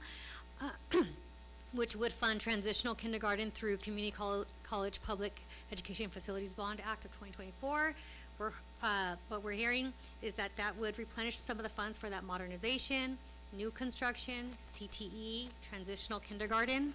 All of those funding buckets would get replenished. And so that's what we're hopeful will be successful in this November election.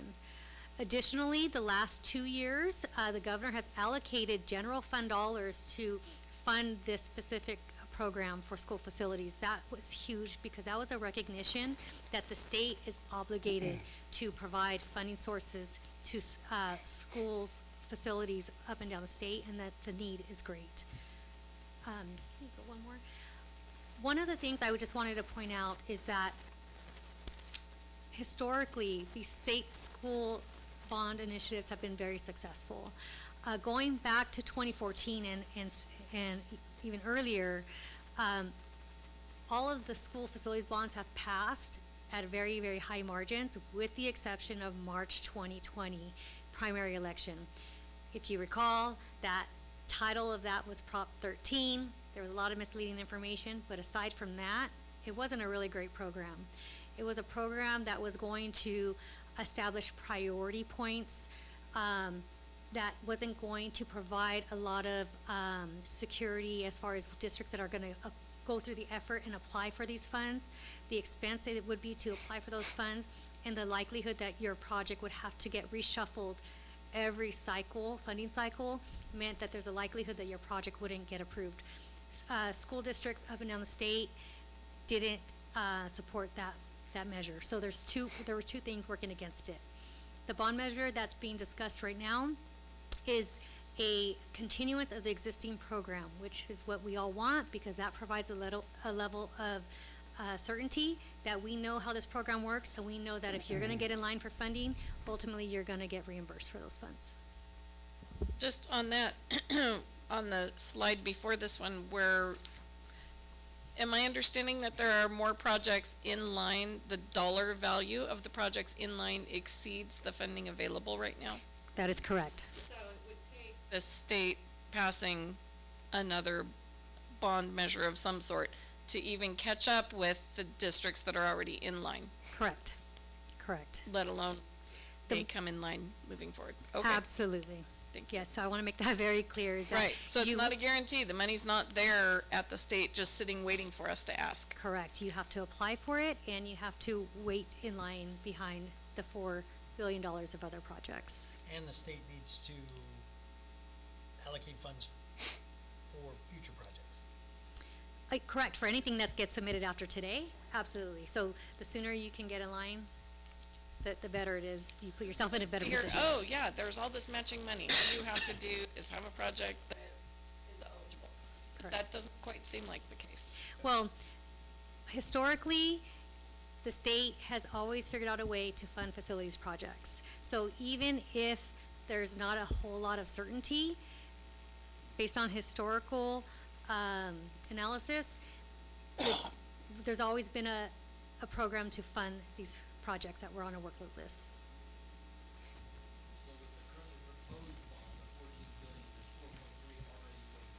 Correct.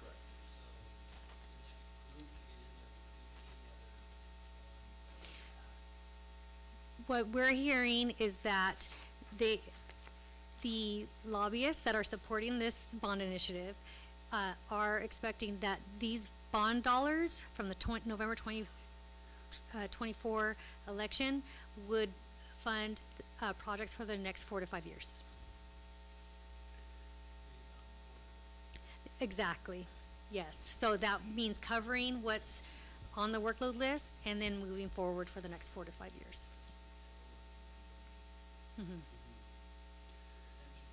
Correct. We don't have the breakout of what that total 14 billion will be for what program, but essentially that's what we're being told.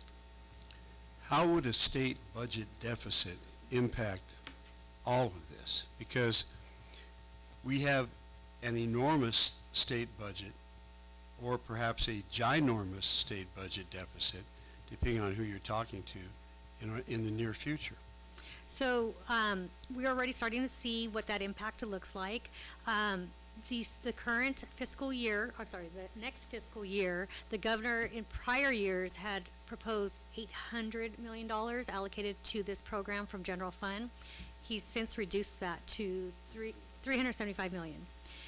He has not committed to any dollars from general fund beyond that 24-25 fiscal year.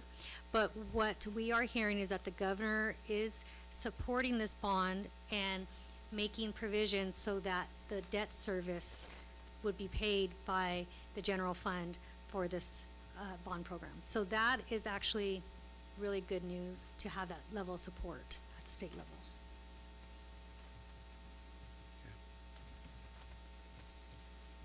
Okay, so just where we want to leave you, some next steps and what those action items might look like for us is to conduct that modernization eligibility analysis, review any upcoming project construction lists you may have or additional modernization projects.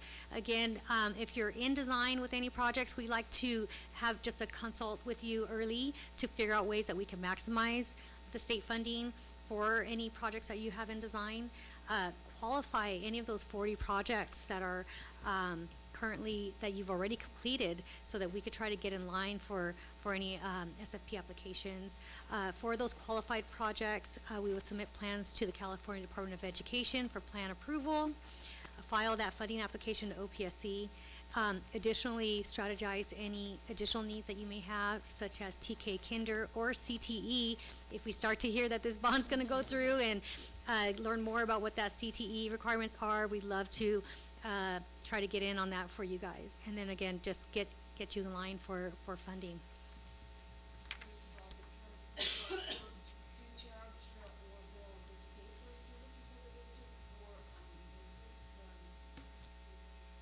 So we charge an hourly rate for our service, and so that will depend on whatever the district authorizes us to do.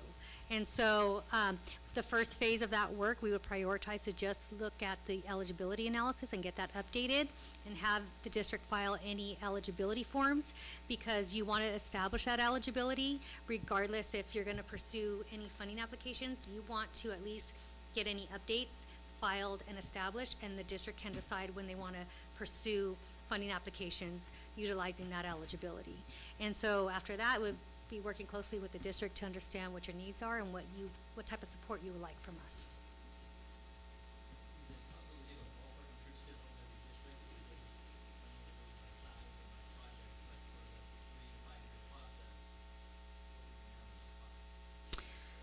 You know, it's really difficult for us to determine that fixed fee because every project is unique.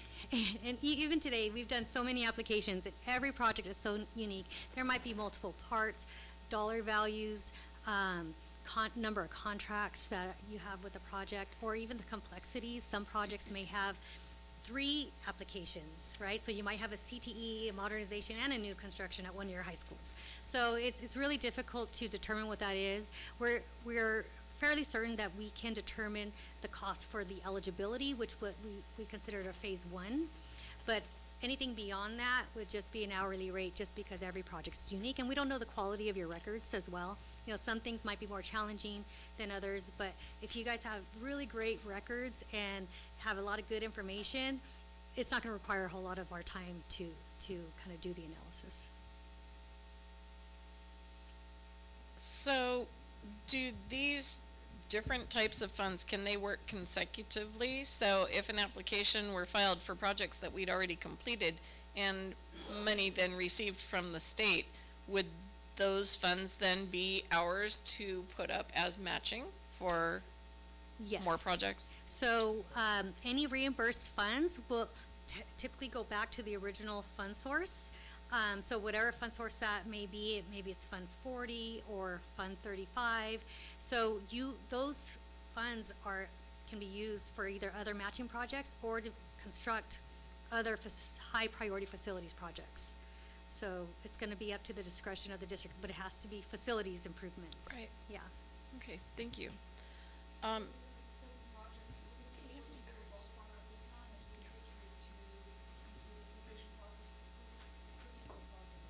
Yeah, depending on what it is. So as Steve mentioned, if it's an HVAC project, a air conditioning unit project, those are really easy projects for us to be able to do in a short amount of time because you're not affecting any of the educational environment. So we're not changing classroom spaces or anything that's has to do with Title V requirements. So those types of applications we like because we could get those into the state very quickly because it doesn't take a long time for the California Department of Education to review and for us to package those up.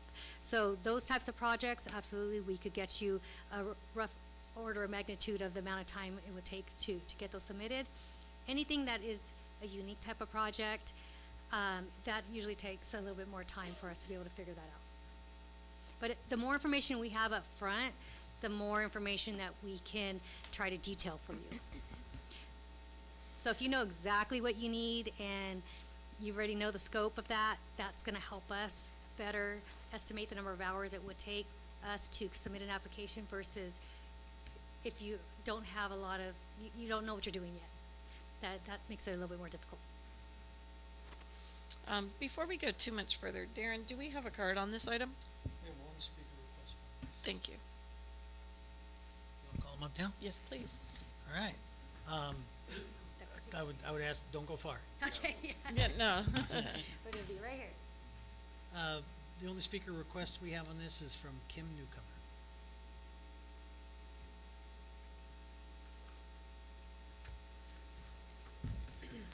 Okay, that did not make me feel very comfortable and not very enthusiastic, and I want to keep you in mind, you guys, all those people that were sitting here and what they were offering our students. Don't lose sight of that, okay? Keep in mind that we have a beautiful program here, and we want to have, as Mary said, the CTE empire, right? We want people to be saying, I am moving to Ramona because when I have children, that's where they're going to go. That's what we want. We want people standing in line to get into our program. Oh, I'm sorry, the horticulture program is full this year, but if you get your kid in kindergarten signed up for it, we'll have a space for you, right? Imagine that. We will get the funding for programs. We will convince the public that this is the right thing to do. So, deep breath in, because this discouraged me, and I don't think we need to be discouraged. We will find the funding to do the things that are important for our district. You know, the pool is great, but I think the CTE stuff is awesome. I think we can do the pool too.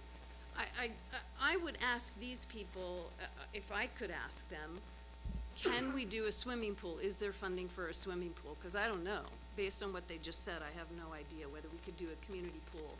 But there's a lot of questions that I have that I would love to ask and find the answers. But let me think. We need to draw families to Ramona. We want to get our numbers up, right? 7,000 instead of 5,000. How do we do that? What do we do to make people want to be here so that our numbers are up and we can get more funding? We do it by beautiful programs. I'm trying to think what else I had in here. And yeah. Anyway, don't give up. We do have a lot of opportunity here, and I think we can make great programs. There's a lot of work to be done, right? We've got to get estimates of what we want to build and then see how we can get funding. But just eke along, keep going. We can do this. Thank you, Kim. Okay, so Roger, are you still with us, and do you have anything at this time on this item?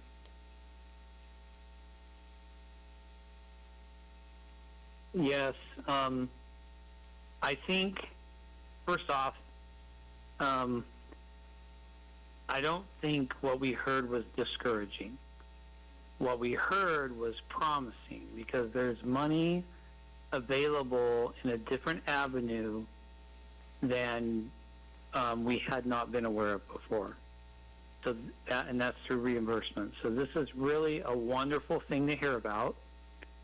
And what that means is, as we spend money, we can get a portion reimbursed down the road. So I see this as a very positive thing. But at the same time, this is not enough money to do all the things that we had talked about in the beginning of the meeting, with CTE, with a pool, all that kind of stuff, and with all the repairs that we're going to need. I would call those proactive maintenance. So we do need to look at other options. Thank you. So, board that's here in person, anything? Maya? You can think for a minute. Yes, Brian. I just wanted to make sure that we all understood the funding that your program could bring us would not change anything about our other expenses, other than you would review them first to help us make sure they qualify. And if some don't, they don't. But the ones that do, we get money back. Right? I just wanted to make sure. That is absolutely true. It does not affect your planning or your priorities. We would just look for opportunities that exist for the projects that you're planning to approach, and how we can maximize the state funding envelope for that project. So we would be looking at opportunities for combination funding programs and things like that, but not to dictate what your needs are, but just how we can help support the district to get reimbursed for portions of those projects that you're planning to do. Would a swimming pool qualify for either of these if we're replacing and maybe building one that's bigger? Swimming pools are unique with the It's an outdoor classroom for us. Yes, it's unique for the school facility program, and new pools do not qualify under the program as it exists today. That actually might change with this new bond program. So we were hearing something about gymnasiums and other types of minimum essential facilities, and I would say at a high school, a pool would be one of those facilities. But as a standalone, there's not a current program to build a new one. There is a renovation of an existing pool and its existing footprint could qualify under the modernization program. Okay, thank you. So, back to board. Maya, you've had a minute. Was that long enough?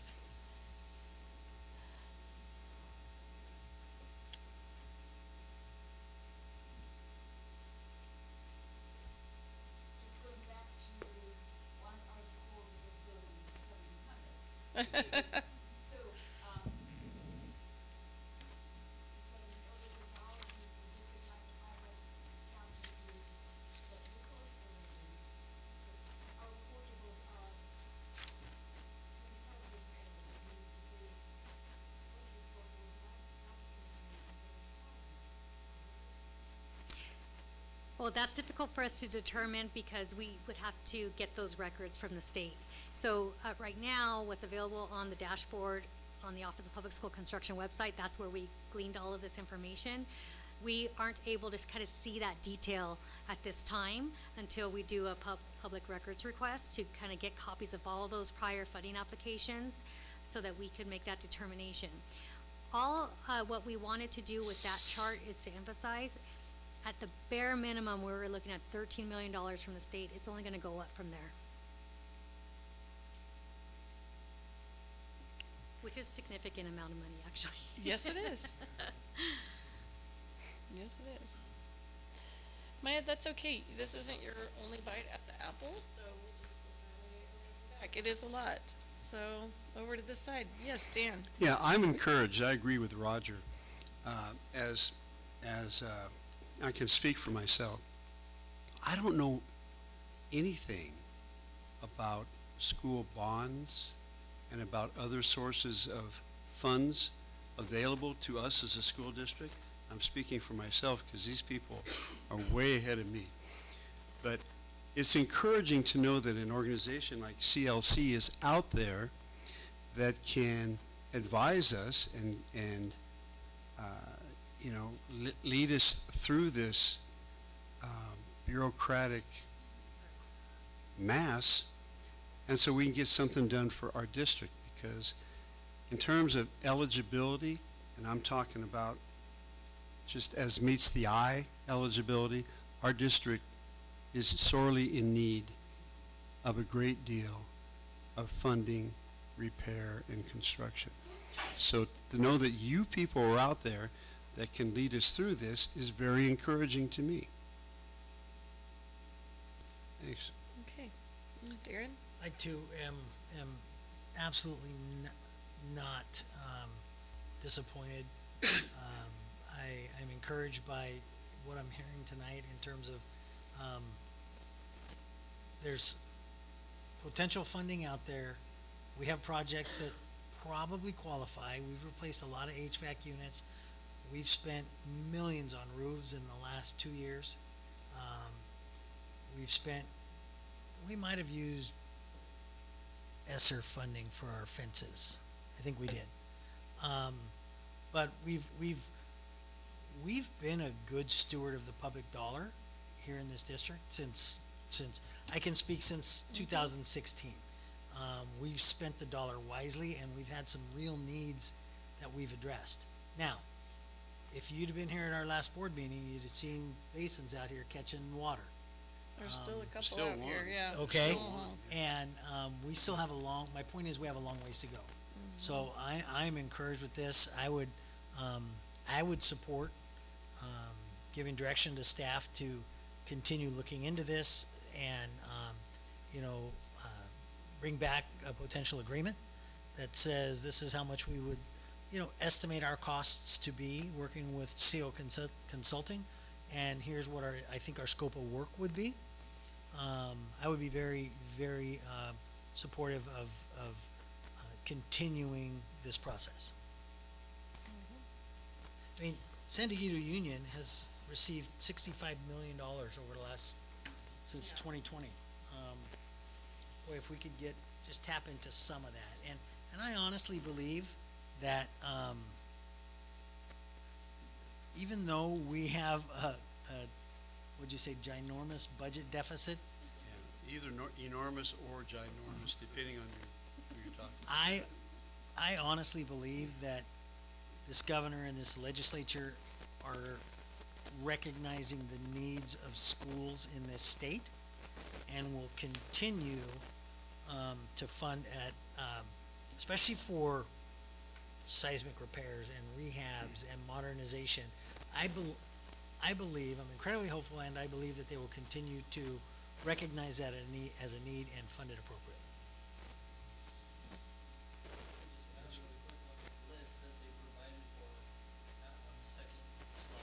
Mm-hmm.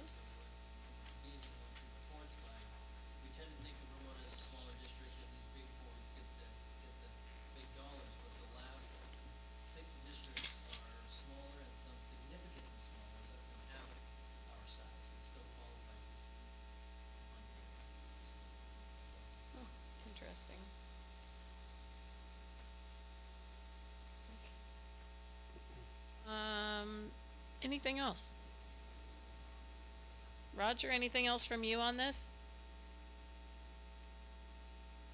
No, I think we really just, like I was saying after all the CTE programs spoke, I think that as we move forward, we need to identify what our future needs are, how much it's going to cost, what our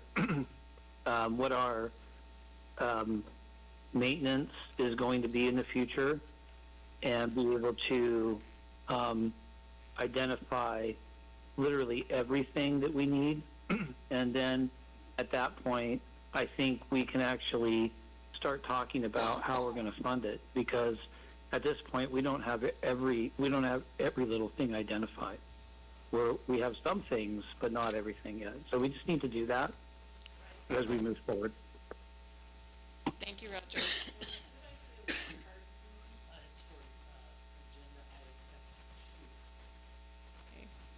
Which is just public comment. Yeah. Yeah. Okay. All right, thank you. We will now move to item F1, and that's our superintendent's report. And thank you very much for all of your My report is simply a huge thank you to everyone those people that are here tonight. And a couple folks, we have our future recommendation for assistant superintendent for services here tonight. We are very grateful for Cory Long here, hanging out from Sandy. Thank you for joining us. Hi there, thanks for being here. And we also have our district architect here with Oh. Architecture. So Mrs. Lowe, thank you for being here tonight. I want to thank everybody that put in time on these presentations. We took a lot of time and research, and the staff and the teachers, just a lot of input went into that tonight, and I really appreciate what they do. Sometimes we're looking at programs for facilities and thinking, well, if we get this better facility, people will be more motivated to do good work. We can't motivate these people any more than that. Right down nonstop, 24/7, many much of the time. So just very grateful to our staff, everybody that really put this together, and our staff that are here tonight in the audience. And those that traveled, I appreciate the CLC consulting from West Whittier, Santa Fe Springs area, and all more travel. So thank you all. Absolutely. Thank you for that, Brian. And so item F2, public comment continued. Typically, that's if we've gone beyond the 15 minutes of public comment in that earlier section of our meeting. Is the board willing to hear one more public comment tonight? Yes? Yes. Okay, great. Please come forward. Mr. Patterson, you have 3 minutes and on your timer. Thank you, sir. Thank you very much. You people are very impressive. Everybody that works at the school district, very dedicated, very hardworking, and thank you so much for delving into this. One thing about the CTE facility, if we can, I still think of it as one big, what I originally was thinking about, 500,000 or 50,000 square foot facility. And I think you could almost imagine that just as a facility with some things inside that are configurable as needed and changeable as needed. And in regard to what it would cost to maintain them or supply these groups of this facility with materials to operate, you're already doing that. That's already in your budget. The only thing that we don't have is the big facility or group of facilities to make it happen. So for me, it's, simplifies it a little bit. One less thing to worry about. Thank you. Thank you, Dave. All right. So I think that concludes our items for tonight. F3 is listed as dates to remember. Our next regular board meeting is Tuesday, March 12th in this very room. And if there's nothing else and no objection, I'll adjourn the meeting. Seeing none, meeting adjourned.